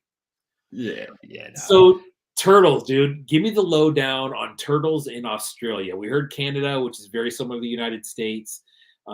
Mexico, completely different. But some really cool stuff. How was it down there? Yeah, it was massive. So I've got an older brother. He's 43, so born in 1980. So he was like prime age for like probably the first Turtles kind of craze, which was wild. Which kind of meant that like he had like all the core kind of like figures, so Splinter, Shredder, like the four brothers. And then when I kind of probably got to a bit more of an age, and I kind of feel like it was maybe just before the movie came out, like the live action kind of movie came out. And when the characters started to get a bit more like weird and like eccentric, like you've kind of got those real kind of like heaps of variants and stuff. But yeah, it was massive. Like I remember my parents saying that when it came out, my brother was just like mental for it, just could not get enough, just wanted all the toys, cartoons, like all the merch, like one of the most merchandised like brands in the world kind of thing. Sure. It was crazy. And it wasn't just until then I think Epoxy Crusader held up the Surfer Mike, and I kind of went, holy shit, yeah, like we had that one. Then I was like, actually I need to make a list of the ones that I remember that we had. Because I know I wouldn't be able to do it on the spot. Then I just kind of kept going. I was like, holy shit, we actually had a few of them. Like, so when I kind of probably came to a young age, my parents got the bus thing with the door that comes out and you can open it on the top. Yeah. It was sick. I think the and like I guess the scale as well with that sort of Playmate scale. I loved Toxic Crusaders, so it was like matching kind of scale. But I think I was definitely way more absorbed into Toxic Crusaders. As soon as that came out, I was like, holy shit, they're just kind of like full bright, just fucking acid colors. Yeah. But it's so funny, in like the past like year or two, they started playing the original Turtles cartoon like late at night on television, just on like one of the free to air television channels. So it's funny if you just stumble on it and you're like, holy shit, Turtles is on. You just watch Turtles at like 12 in the morning when you're still awake, when you shouldn't be. But no, it was massive here. And I've got like awesome, really kind of clear memories of going into like toy aisles at like Toys R Us and other kind of stores that used to exist.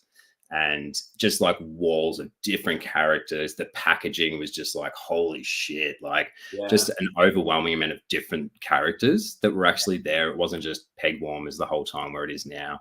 So really lucky to have that like singed into my memory, that there's just these awesome toy aisles, and that overwhelming feeling of being a kid, being like your mum or your dad, you know, says you can get one and you're like, what? How do you choose?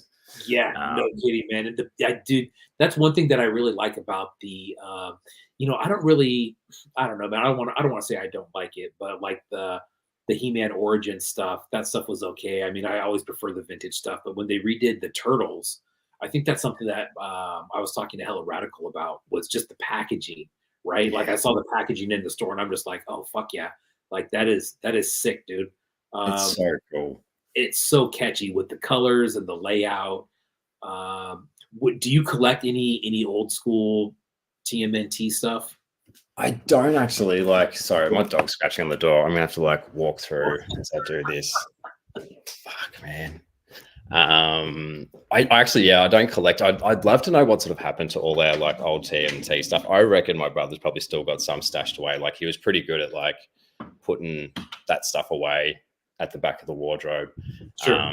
But like, there's certain figures I'd love to just dig up. I reckon they're still around somewhere between my house, my brother's house, and mum and dad's joint. But yeah, but like even like looking around like some of the bootlegs, I got the Hence to Meet bootleg with like Raphael, Xenomorph, Hunter and stuff. So it's kind of cool. But don't sort of look around. I'm in a bit of a Toy Biz X-Men collecting kind of moment now, just like trawling eBay and shit. So, but I haven't really gone through like a TMT collection stage. It was more just like playing as a kid like that. And then I think after a while, like the scale, whether it was just kind of like I graduated to playing more with G.I. Joes, but I really remember playing TMT was like when I was younger. And then the movie was just like huge. Like that was just kind of seeing that shit as a kid and thinking it's like really brooding and serious. And then you watch it as an adult and you're like, it's a little bit serious, but like as a kid, it was just some of those scenes where they're in like the house and shit and fucking Leo's like falling asleep and Raph's all fucked up. And you're just like, whoa, this is like intense. Then you watch it as an adult and you're like, that movie went for like 80 minutes or something. But as a kid, it just felt like this huge, like Oscar winning, like just deep movie. And it's still really cool. Like all the Jim Henson puppet work and shit, and fucking Corey Feldman is like, I think Michelangelo, which is pretty funny. But yeah, really early memories of watching it being like, this is what a serious movie's about. And it really was. But it was really cool. And then the second one came out with the ooze and shit, and it kind of got a bit too whack. But even just like the ooze, like just the ooze, I love that shit, like that oozy green stuff. It's mutating things, like it's right in my like alley of interest. But and I think when you sort of asked me to come on the show, I'm like, holy shit, I better think of like something what I would have made had I like participated and things like went smoothly, and what would I kind of like pick from, what sort of characters, and it'd have to be just like Mutagen Man, kind of just like gooey, all that sort of stuff. But I'd have no idea what I'd make at the same time. Like when DimensionX held up the Casey Jones and cheese fucking carbonite, like that is just gold. And that makes me kind of be like, I'm glad I didn't participate, because that is fucking awesome. And then Epoxy Crusader with Krang brain, like Pinky in the brain. Yeah. Lost it. Too good. You know, and that's one thing that I was kind of afraid of was for covering this show was I'm not the biggest TMNT, #1 admittedly fan, collector, and knowledge, but I do know that there's some outstanding artists in that show, and there's over 100 of them.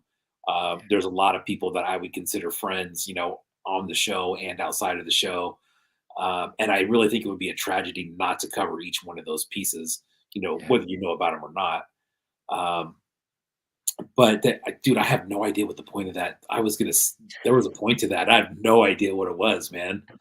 But I was gonna say there's gonna be there's already been a couple on this show, man. There's some deep cuts that I just don't know about, not only characters but other stuff. So hopefully, Abe from Toys on Tap knows a little bit more than I do, and we'll bring him in on Thursday. But yeah, dude, there's just so much out there. So it sounds like now were you guys behind at all? Like he said, Mexico was pretty much behind on everything. Yeah. Or were you guys kind of like seeing new episodes when we were seeing them? I'm not really sure. I was probably sort of too young to kind of realize that there's no doubt there would have been like a real kind of lag. I kind of feel like there still is a lag with fucking Australia receiving toys. Yeah.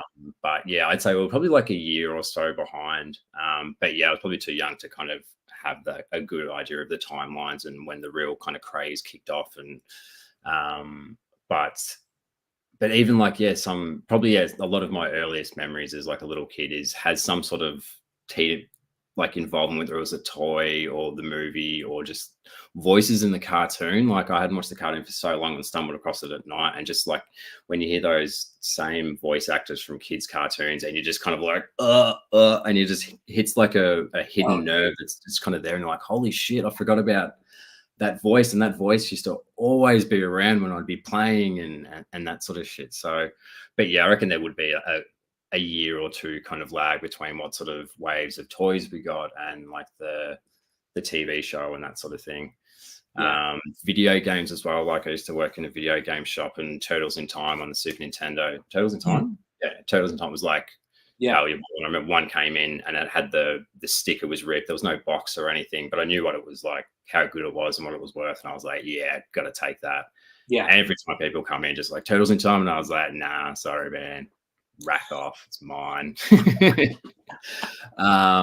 But yeah, and then when you were sort of describing the video game, it was just like, holy shit, it just is like everywhere. It's so deep in that nostalgia and memory. And yeah, man, the video game, God, dude, I remember just playing that thing for hours. Even one of the newer ones, man, on Xbox. I was over at Hurt Toys house, and God, dude, there was probably for like a couple months where I'd go over and we would just button mash on that shit for a couple hours.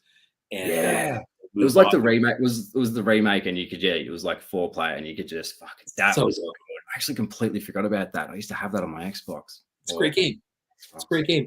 You know what's funny, man? You talk about voices. I think Shredder's voice is the dad on freaking Fresh Prince of Bel-Air, right? Yeah, Uncle Phil. Uncle Phil, that's right. He's so good. You can't unsee him now. Like when you hear Shredder, you're like, man, you're just Uncle Phil. You just got the Fresh Prince laying on your couch this whole time, Shredder. Get out of here with that shit. That's funny, man. So I mean, I'm assuming you're going to be watching the show on Tuesday. Everybody coming in, coming out. I'm sure you'll follow the hashtag and do all that good stuff. Absolutely. Moving on from Sewer Showdown, let's talk real business. What the fuck is going on, dog? What have you been doing? Where you been, man? I know you moved.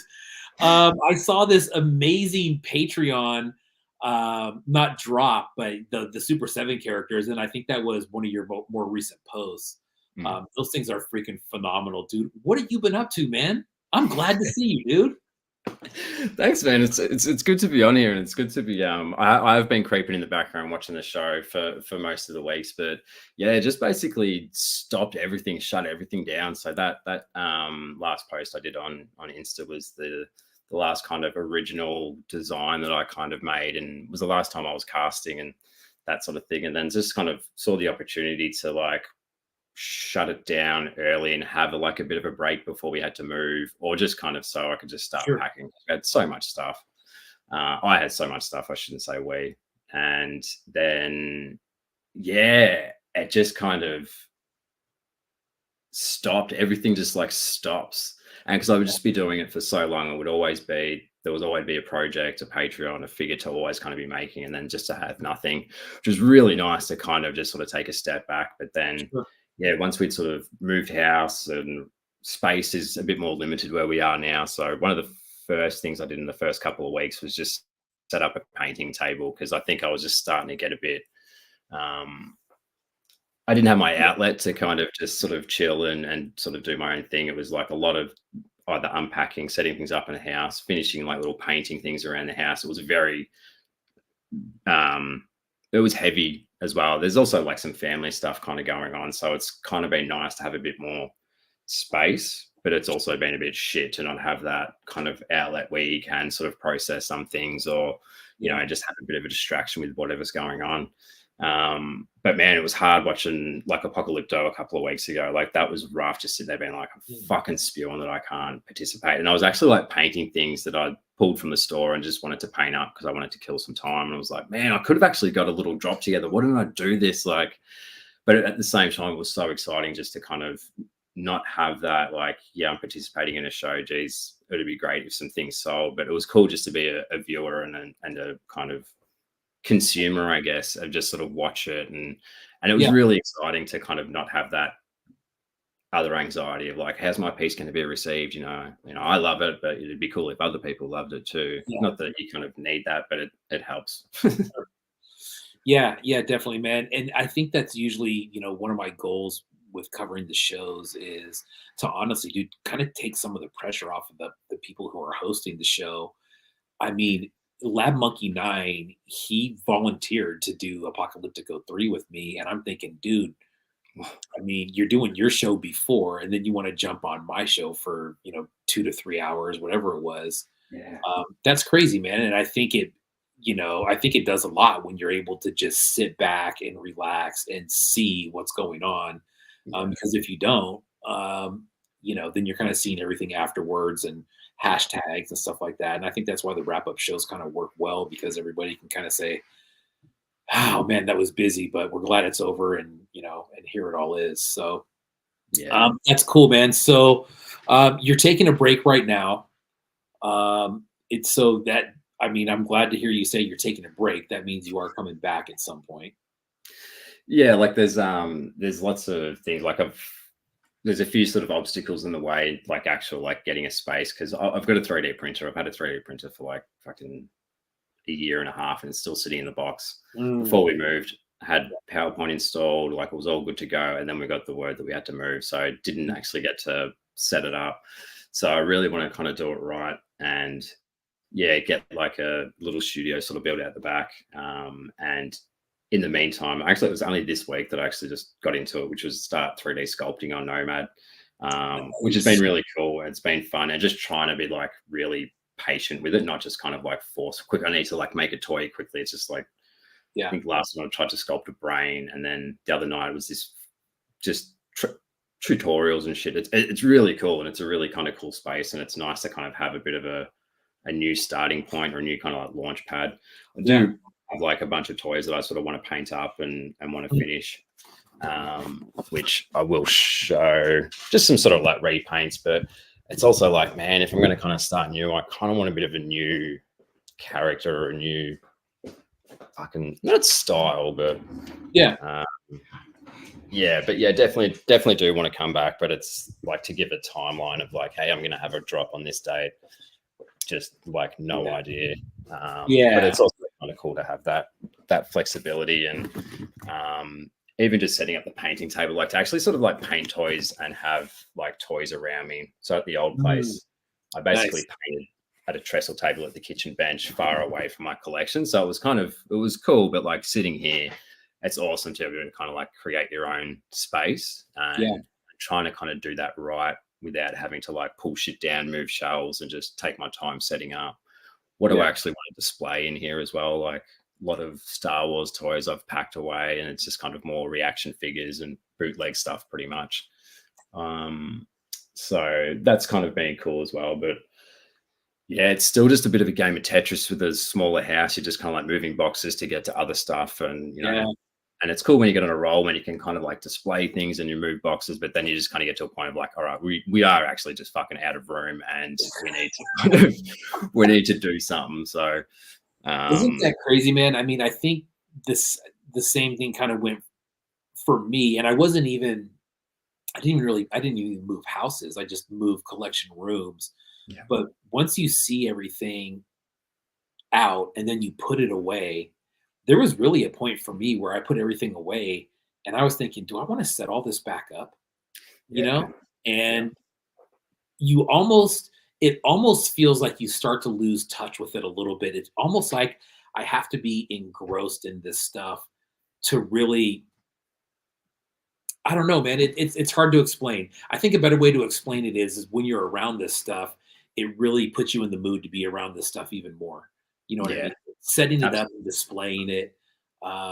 It's dude, it's a challenge. You know, I mean, putting it away and then putting it and then taking it back out and putting it up again. God, for whatever reason, man, it's one of the hardest things to do. Yeah. It may be because it's just such a long task. I don't know. Yeah, it's pretty tedious, and it's kind of like, yeah, you only have a finite amount of kind of space, and then yeah, like I know, Crumbs used to sort of say, how do you kind of like group your different sort of like toys together, and it's just like, Yeah. and then yeah, it's just kind of wild, but it's also really cool. It sort of actually gave me a chance to cull the collection as well, because when we were moving, I was like, I can sell some shit on eBay, Sure. and then once I kind of started to do that, so basically once I sort of stopped like sort of stopped making new toys, I basically just switched over to selling stuff out of the collection on eBay, which Yeah. has been a cool little kind of like another way to just kind of also just go through your stuff and be like, look, I'm not going to do anything with this. It was cool at the time, but I'm not going to rip it open. Can't really make toys out of it. Someone else may as well enjoy it. So that was a kind of nice thing to do, and also to let some of this stuff go rather than just being like, yeah, I love it, but really it's just going to sit in a box. It's not really going to appreciate in value if that was what I was after. Yeah. I definitely did find some things that I was kind of like, that's going back to the back of the wardrobe. Like that's dust free, box that shit back up. And there's a whole bunch of stuff at mum and dad's that I'm kind of like, I said, it's just going to be temporarily up here, but I think it's just probably going to stay again in their wardrobe, just because of storage. But yeah, it's really stressful setting shit up. And then you realize you've got a box under your desk with really cool stuff. And you're like, where am I going to fit this? Because you always want to leave a bit of room for expansion, because yeah, but then when all the walls uncovered, you're like, there's a big blank spot there. I can put them toys. And then you buy another box the next week and you're like, shit, I didn't think about more toys that I was going to buy. Well, and then what you were saying, going back to, grouping the toys, like Crumbs does an amazing job of grouping his stuff up, because some of the stuff, it really makes sense. Other stuff, you kind of have to know some of the backstory to some of it, to know, like, to the regular Joe, why would you put a bootleg sewer mutant and a vomiting droid piece together? Well, people who have been around know exactly why you would do that, man, because that's how it works. You know what I mean? Yeah. But grouping them all, and then you get something new, and then you try to add to that group, but there's no more room in that group. So then you're moving groups around, and it's just like, Jesus Christ, man. Yeah, it's And the I can't even, worst. with your workspace and stuff. So at the last spot did you have I remember you doing some lives. It looked like it was an outdoor space, maybe a garage or something like that. Yeah. So we had like a single car garage, which was attached to the house as well. It was like a brick garage attached to the house. So you'd walk through the garage, you can sort of go through laundry straight into the house. So we were like really, really spoiled for space. We had 3 bedrooms. So one was my wife's kind of spare bedroom. One was my toy room. Then we had the garage. And then it was kind of, but it was, when we sort of look back, like we had lots of stuff spread over a large area. It wasn't kind of like we needed heaps of this space, because there was just kind of boxes of old shit in the garage. So in a way, it was kind of nice to consolidate some of those spaces, how we used to be spread out, and just kind of, we didn't need that much stuff spread over that area. Yeah. And when you move out, you realize how much stuff in your house doesn't actually belong to you. It probably belongs to the family member that lived there before. Like my brother lived at the house where I lived before I did, and my nan lived there before that. So there's kind of shit, was like 3 generations of stuff. We're like, whose the fucking chair is this? Like, why is this my thing that I have to get rid of now? Right. But yeah, so like I said, it's kind of nice having the painting station, the light box as well right here. So I'd have to Yeah, it's so weird. I feel like we had a bigger house, but we're just using the space better where we are now. Like the painting table's got the light box next to it, whereas before the painting table was like in the middle of almost the kitchen. So you just like walk into the house and just chuck random shit on the painting table. So it just kind of became a bit of a dump zone as well. Yeah. So it's kind of, it feels a bit more cleaner, and yes, like that opportunity to set it up how you want. Like, you know, it's not sort of super ideal at the moment. I bought these little like shelves off Temu. Has anyone ever bought anything off Temu? I'm pretty sure my identity was going to get stolen, but they arrived and I haven't been cleaned out. So, I keep seeing all these. I've never used that site before, but I keep on seeing all these Instagram things pop up and tell me how freaking crazy it is. It's the worst. But also, I wanted was just like this little shelves just to put the paints on and that kind of thing. And I just could not find anything. I really didn't want to pay like $100 for some sleek thing from a furniture shop. I was like, I just want a shitty little set of shelves, and did it. And then was just kind of like, no. What if this really is just, what if I've just given my identity away? And yeah, it all just kind of went pretty well, but they're terrible. They're shocking things. I had to like put wire on them because the gaps are really big. They're super like crooked. So I had to like tape some skewers to like balance them out. It's shit. But but it just kind of works. And it was kind of cool being like, I can set this up. We've got little shelves, keeping things just kind of clean, because the way things just accumulate over time when you are living at the same place for like 12 years, stuff just piles up over time. But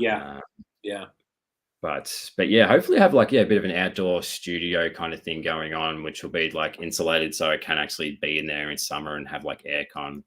Because there are things like, oh, you're just going to get a shed, and I was like, nah, I need to actually be out there for a couple of hours, especially if it's going to be in summer or winter or whatever. So that's going to be a bit of an investment, but it should be pretty cool. And probably the safer thing to do is, if I'm going to be running a resin 3D printer, is to have it outside of the house. That's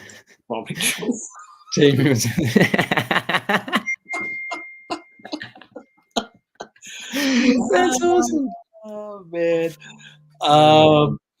Thanks, Vomit. That's good. Yeah, that is good, man. Speaking of vomiting droids, man, I said that at the beginning of the show, but he's got a drop coming out tomorrow. He's gonna do he's got some Droid Vomit Volume 2 coming out, and there's gonna be some Phantom Lake limited edition prints coming out with that too. So you guys check out the Vomiting Droids page for that, or Phantom Lake's page for that matter. Yeah. Dude, you know, I think everybody breathed a sigh of relief when you know, I think it was so sudden because I didn't know what was going on. You know what I mean? And I think a lot of people were there, not that we deserve to know what's going on, but when you see somebody like TiddyBean is taking down their Patreon or just putting a stop on thing, I think everybody's first reaction is, shit, man. Number one, I hope he's okay. Number two, I hope he keeps making toys, you know? No, thanks, man. It kind of was, yeah. Like it was something moving was, I think that might have always could have possibly happened, but we were just kind of hoping that it didn't really. Yeah. But it was like, in retrospect, it was it's been really cool to kind of move into a place where we can do whatever we want to the house. I guess the old house that we're living at belonged to my auntie, so we couldn't just kind of do what we want. If we asked, we might have could have, but at any point it might have got sold. So we could have put all this work into it. Then all of a sudden she's like, no, we want to sell it. So there was that always like, it was definitely an awesome place. The location was insane for like what we paid rent, and the part of Melbourne that we lived in, the neighbors that we had, it was so cool. But yeah, when I kind of got the news, I think, again, probably in retrospect, I might've been looking for a bit of a reason to kind of have a break, because it was an insane time of the year, like that sort of, and mid to late last year, just with toy stuff, with family stuff, with just kind of like projects, even with my own work, like my day job stuff as well. That's kind of increased in intensity. So there was this really kind of weird overlap of like, we've got to move house. First thing I thought was like, holy shit, I'm gonna have to like shut down everything, because I also wanted to give people that bit of notice. But yeah, but I think there was a bit of like, I think I kind of want to have a bit of a break here. And, you know, I really wanted to set up the 3D printer and explore like, you know, 3D sculpting and put a really good amount of time into that. But I knew if I was like running the Patreon at full steam, if things hadn't sort of changed, I would have had to kind of like reduce the workload somewhere. But yeah, there's this weird overlap of like getting told that we're going to move, and then being asked if I wanted to pick up an extra day at the day job. And I was like, yeah, because I've got to move now, and toys are just going to be on pause for a while. And it felt really shit to kind of have to to just kind of not pull the rug out, but like just stop. Not because I wanted to, but because I sort of had to, and no one kind of likes to be told what they should be doing and how they can do it and where and when. And then you kind of think about, could I keep it just sort of going, running? Do I just go get like a studio space and just keep the train going and just try and sort of juggle it that way? And and that probably wasn't going to be the best idea, unless I had some real hyper focus or some really kind of big project that I needed to get done. But the pace that I was going at wasn't sustainable, so it was probably a good thing that this has happened. Forced me kind of into a break, but at the same time, it kind of sucks when you sit there and watching like Apocalyptico and just being like, man, I could have got something in that show, and I could have been like, we could have sort of got back on track. But like there's what's been kind of nice. I kind of thought once I stopped making toys and stopped posting on Insta, it would just kind of somehow kind of like fade. But after like a month or two, it was actually really cool just to be I could just kind of like share whatever I want, post. There's no kind of like, hey, I've got a drop coming up, or I've got because I'd have this like pretty rigid timeline of when I'd sort of post Patreon pics or working in progress pics or project pics. And it's just a lot, just that social media side of it, the Patreon running side of it, it does become pretty tedious, especially if you've got other shit going on. Like my parents aren't getting any younger. My dad's not in the best of health.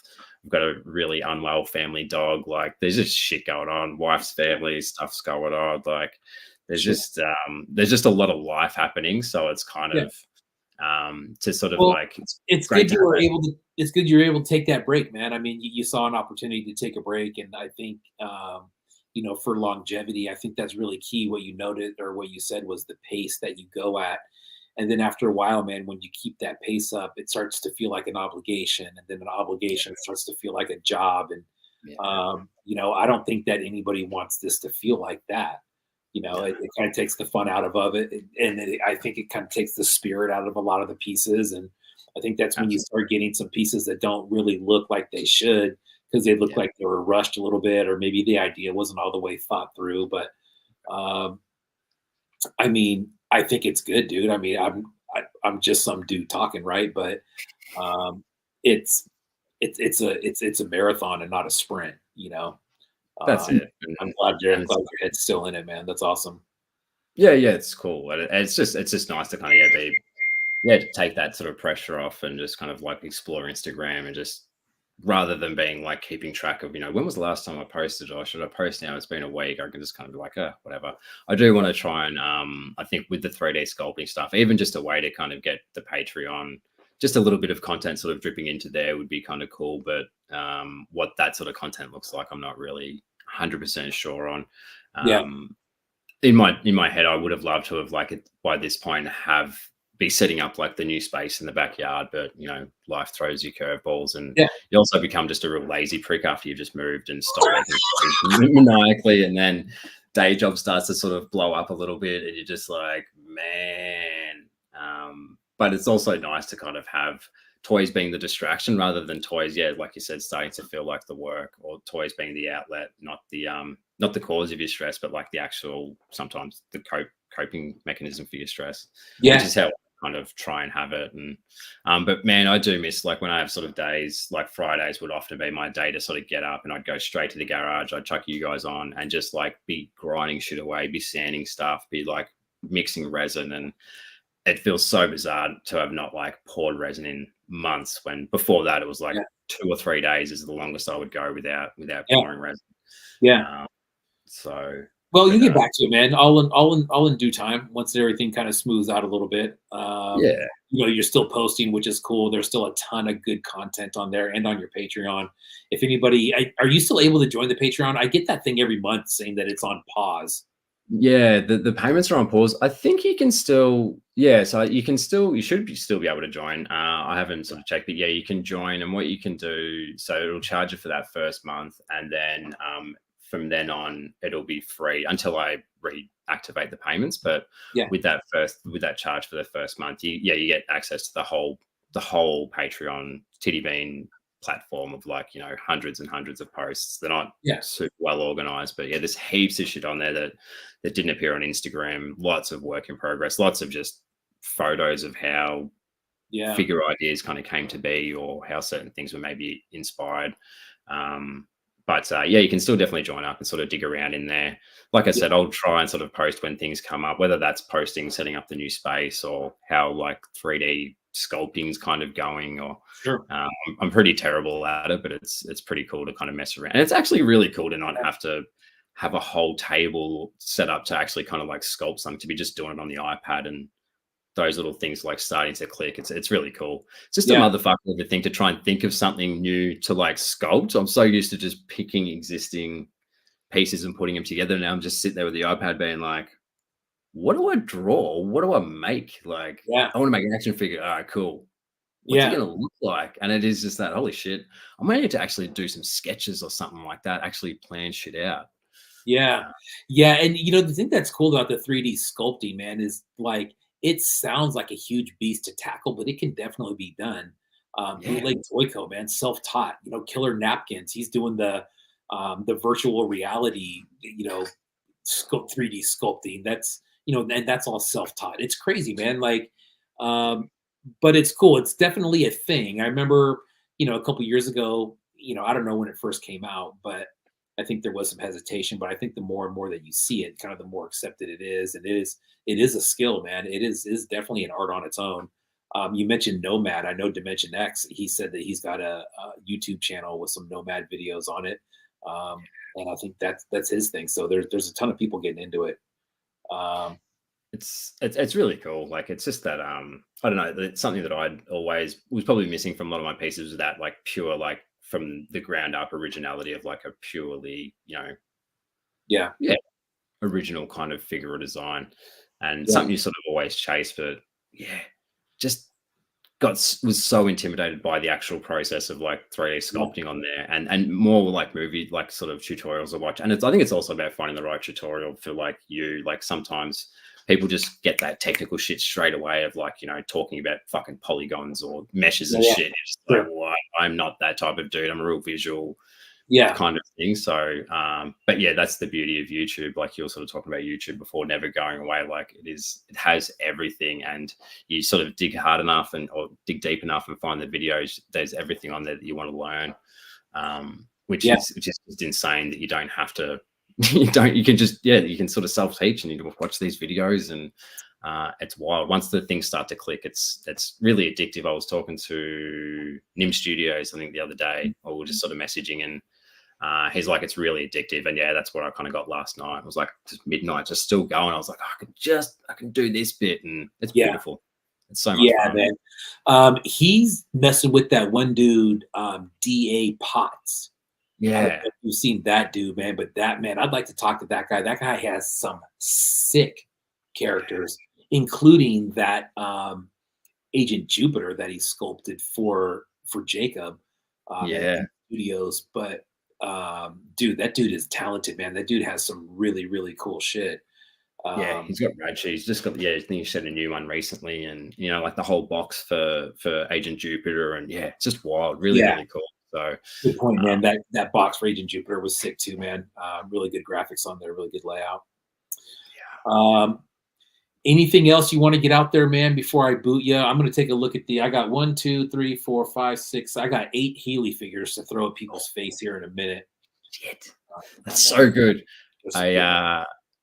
Nothing on my end. I did buy a couple of Heelys the other night. Got a couple of Troopers. Can't wait to get those. I feel like I haven't had a Heely for a little while. Nice. So I'm stoked to kind of get those. But looking forward to what you're about to prepare. What was that? Did you grab that green one? Yeah. I got a green blank, and then got the it was like Hyper Recon or something. So the painted one, and then the green blank of it. I was like, got to get that shit. And then went on a bit of a spree yesterday with Super 7. Got like some of them March Monsters, the fucking pre-code comic figures. They're sick. Yes, dude. General Porpoise sent me those, and I am way overdue for another trip to Super 7 in San Francisco. I'm going to go there and just, it's going to be stupid. There's so many things that I want out there. Going back to Healy pieces real quick, man. Check out, and everybody else also check out Eddie. Resin Blood was on the latest episode of DKE Toys. Dove just purchased a massive collection, over 1,000 pieces. And there was a good chunk of them that were Healy pieces. Bro, there's shit on there you've never seen before. I've never seen before. I'm sitting there looking through them, and they're going to be in his store eventually. But bro, it's pretty damn impressive. Whoever all these pieces came from, he's just going through them one at a time. And I'm just like, oh my God, dude. There's customs in there. There's old shit. There's starting lineup looking shit. It's like, I mean, that's sick, man. I'll have to keep an eye out on the DKE. I was on the DKE site the other night for something, and then and totally forgot that there's DKE con coming up next weekend or something like that. So I was like, oh shit, yeah. Like again, being the like consumer observer, just like, yeah, cool, this is dope. I've got nothing for me to sort of pitch. I've got no sort of like, oh, actually, there is a collab coming up at some point. Not sure when that's coming. That was pretty vague. That could mean anything. Oh, here's a juicy bit of information. There's a collab coming up. Period. I don't know when it is, and there'll probably be like little things popping up. But yeah, I got nothing to push, nothing to flog. But yeah, thanks for people tuning in, and thanks for having me on, B. Sorry I fucked up and did not. I even put the wrong time on my Insta. I shared the wrong day for a show that I'm not in. That like everything just went wrong at every step of the way. But thanks for people tuning in. I really appreciate it. Oh, dude, absolutely, man. It was a happy mistake, man. Honestly, dude, I love having you on. It's been a while since you've been on the show. You are a living legend, my friend. I am looking forward to talking to you again. Let me know when that Patreon starts back up, man. I'm ready for it. Absolutely. Thanks a lot, man. I appreciate it. All right, buddy. Take it easy. Cheers, guys. Tiddy Bean. I'll tell you what, man. I mean it. Living legend right there. That dude 3.7 game it's damn near at the top. I can't wait for him to start making figures again. But I mean, I was, like 95% serious when I was saying, I think a lot of us kind of took a deep breath and we're like, oh man, okay, cool. Everything's cool. He's just taking a break. He'll be back. No worries there. So we're going to take a look at some Healy pieces right now. Oh, let me get rid of that banner. Boom. I'm going to go over some Healy made pieces real quick. I put some information down there at the bottom. You don't need to know who Healy made is. You know who he is. You can go into his store. Sometimes there's stuff in there for a little bit longer, just if he has some in stock. But typically the stuff sells out pretty quick. I have a few pieces here. Not one of these, I think. Well, only two of these, I should say, were advertised out to the public for purchase. So we're going to get through a couple of them right now. The first one that I have is the latest Snaggletooth vinyl, the 4-inch vinyl piece, just in the bubble gum blank there. Super sick. Really clean card, as usual. I will open this one for display. But, articulated at the waist, arms. Very nice. I believe these were $60. I don't know if they're still available. Usually what will happen is he'll do one of these and then he'll come out with a painted version of it. So probably look for that. I would say somewhere close, somewhere down the line. Video lag, Suki. Could be, man. I'm not sure. There you go. That's the first one from Healy made. Vinyl. Very sick. Second one is, now this is the one from the Apocalyptico show. I don't know what the run on these was. This is just a static figure, but the marble on it, check out that fire freaking marble. That is so sick.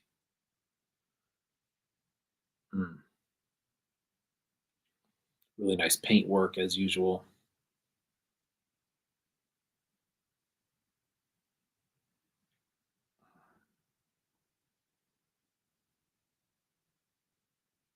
Bam. Thing that I like about these when they are marbles, like I would, you know, I would add another one of these to my collection, another one too, something like that, because you know that marble is going to be different on each one. But man, that is a nice looking one. Really, I mean, you can tell the difference on the, I mean, that foot for sure, but the front and the back, just completely different looks. Really cool. 3.75 static from Healy Made right there. I brought out some other wrestlers because I do have two of the wrestler pieces to show. So I grabbed a couple other ones that I don't think that I've shown. Um, yeah, Dylan Clement says TD Bean is the man. Helped me a lot with getting started making my own stuff. That's awesome. But the Healy pieces that I have, they're all SWWF wrestlers. Now you know that he's on this second round of these. A lot of these were came out already, and then he came out with a second edition of some of them. But every now and then you'll see the one-offs pop up, either commissions that he's done or one-offs that he's done. That's what a couple of these are. So we'll kind of start in a timeline here. Going back to the beginning, when he started coming out with the second round of these, he did a post for some test shots of some figures. And I think they were all Bosk and Boba Fett. And they were just in two different colors. They were in the blue and then the purple top. And like I said, he was just doing some color testing on these and some mold testing. Probably not color testing on these, but mold tests on these. This one, it does come apart like that, but it's not glued or anything. But that's just because it's a test. So you got that Bosk right there. Really cool purple. Bam. That's one. Again, this was a test pull for the second round of SWW figures for Bosk, and then here's another one for Boba Fett. So they look pretty cool as a pair.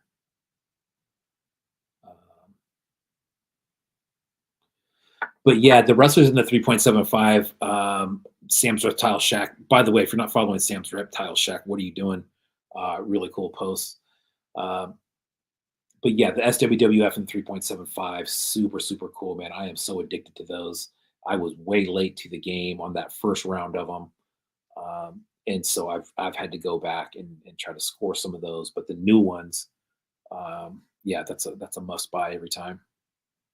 Again, test print on the second round of those.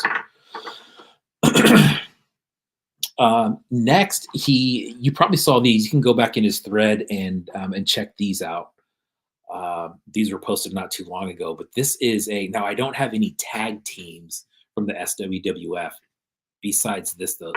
Can I swap the torsos on those? Let me see. I have not tried that.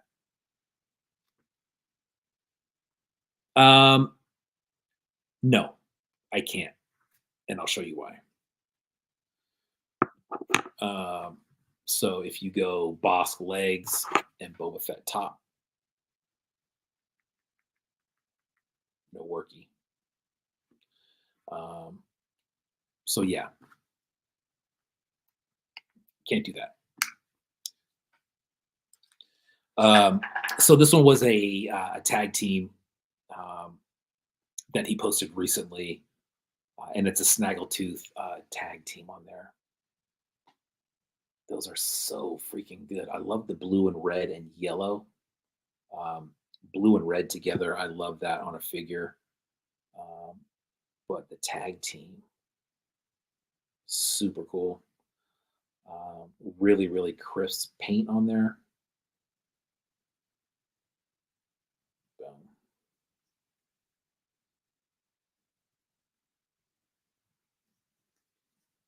Again, these were posted. These are both one-offs. I mean, I guess you could say they're one-offs. I mean, they're identical, but they're a tag team. Boom.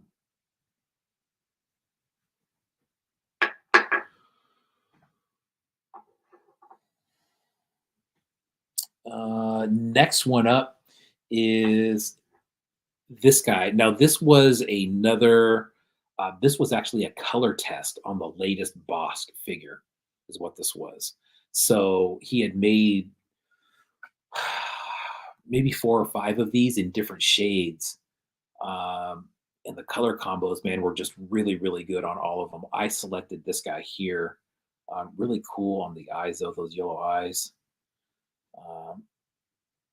And then this was one of the darker skin tones that I saw. I don't really know how to describe that color, but it's with the brown shorts and the green boots, and then the yellow knee pads there. Super, super cool. This one you cannot take apart. This is more like your traditional SWWF figure.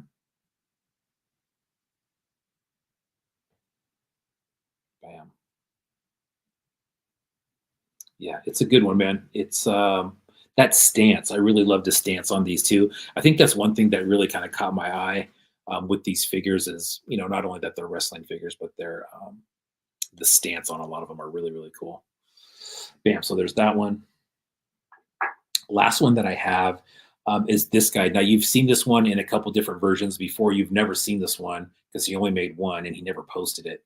But there's that one. That's almost like a Christmas version.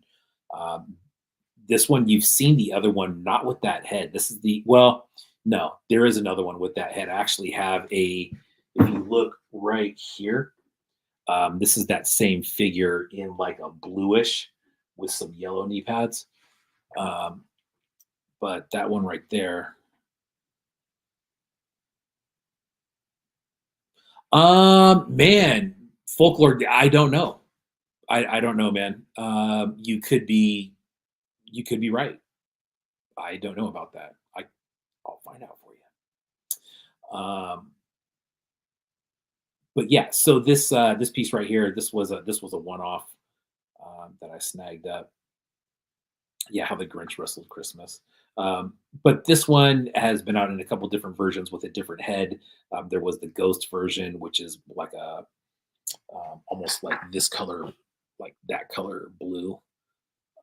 And then there was another just painted one, and then there was also a Vader one with the Vader helmet, which is right. It's kind of out of the screen, but anyways, that's another one. Really nice paint again, red, green, anything with the white paint on it too, man. I'm sure that is just a total bitch to try to do. So that's a cool one. Bam. Those are the Healy pieces for the night. Yeah, exactly. Sam's Reptile Shack said that he doesn't really like static figures most of the time, but the stance and the gestures are perfect in this line. Exactly, man. And I think just, some gestures like that in general, anything that shows like some sort of movement or motion, and it's still in a static figure. I love that. As opposed to just the straight up and down, something in some sort of pose or action, especially in the wrestling ones, man. The wrestling ones have a lot of good ones. So that was the SWWF for tonight. 8:08. Look at that. We are 8 minutes over, so we're going to get to this giveaway. The giveaway, I think we got up to 25 people. Bam. I think we got up to 25 people in the giveaway tonight. Thank you, everybody, again. It says down there at the bottom, end of the week's giveaway every Wednesday. There's a Toys Alive post. All you got to do is comment on there. I'll reply with a number. If you want to forward that to anybody, just make sure that you're following Toys Alive on Instagram and on YouTube as well. This week's giveaway box is from DKE and includes a copy of Manly Art Magazine, the Boba Fett edition. Bam, right there. The Suck Hour Season 1, a Invisible Suck Lord figure, and then the featured item for this week is User of the Force carded 3.75 by Punk and Pop Toys. Punk and Pop Toys, go visit them, PUNK and POP Toys on Instagram. User of the Force, nice little story on the back. This was an edition of 30. This is number 18. Bam. That guy is probably staying in his carded tomb, but clean display piece. Really nice. Bam.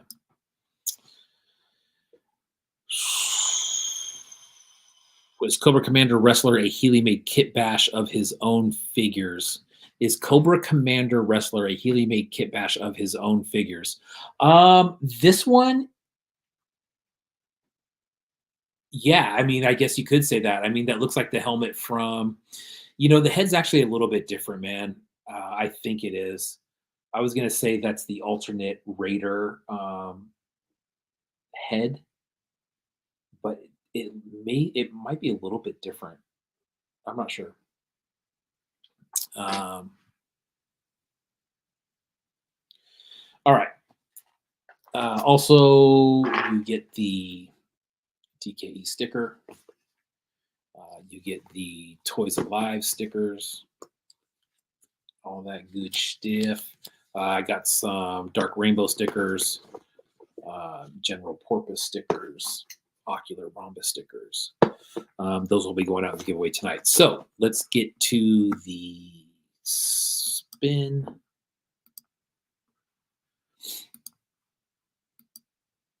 Bam, 25 people.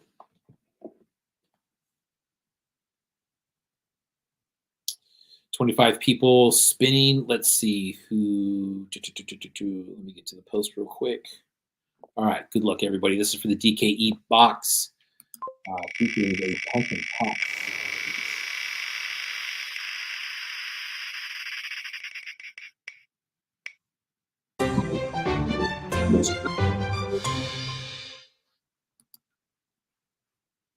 All right, and number 20 is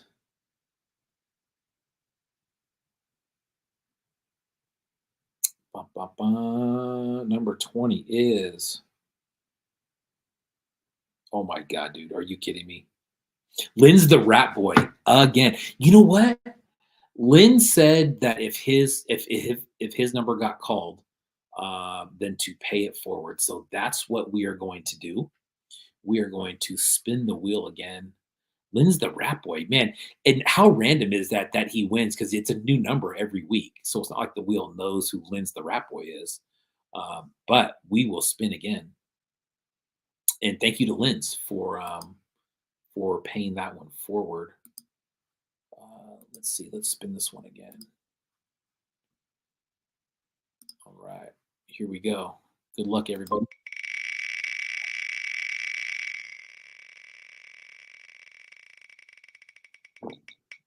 DKE box going to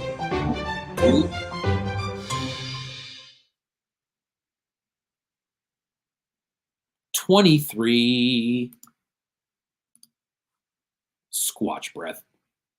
Boom. Squatch Breath, if you are still in the room, you have won the DKE box for the evening. If you could please send me your address, I will get that out to you. Squatch Breath. I'm going to make myself a note here. Squatch Breath. That's a new one. Actually, that's a newer account, probably within the last maybe month or so, for myself and for the show. So that'll do it for tonight. So next week, busy week next week. We're going to jump in and we're going to get started right away. Abe from Toys on Tap will be here. We're going to start going through the Sewer Showdown pieces and just kind of go boom, boom, boom. I'm going to just say in the ballpark of 120 pieces. You're looking at 2 hours with no fluff, and that's a tough one to do. So we'll try hard to get that done. But Sewer Showdown on Tuesday, 6 p.m. Central. That's when the pieces drop. Make sure you follow Sewer Showdown hashtag for all the pieces. Make sure you watch Dave DimensionX Toys. Tune into his IG on Tuesday evening. He's going to have some really good guests on there, including Nahimo Adventures, which is one of the top TMNT artists around, in my opinion. Thank you to all my guests for coming on tonight. DimensionX, Slime City, Epoxy Crusader, and the one and only Tiddy Bean. Really appreciate everybody taking time out of their day to come on the show and kind of give us a little update of what's going on with the TMNT Sewer Showdown show Tuesday next week. And then again, back here Thursday for a complete show review with myself and Abe from Toys on Tap. Thank you for tuning in tonight. We'll have more giveaways next week. Coming up on show number 100, going to be a big one. Thanks for tuning in tonight. You guys have a great weekend. Be safe.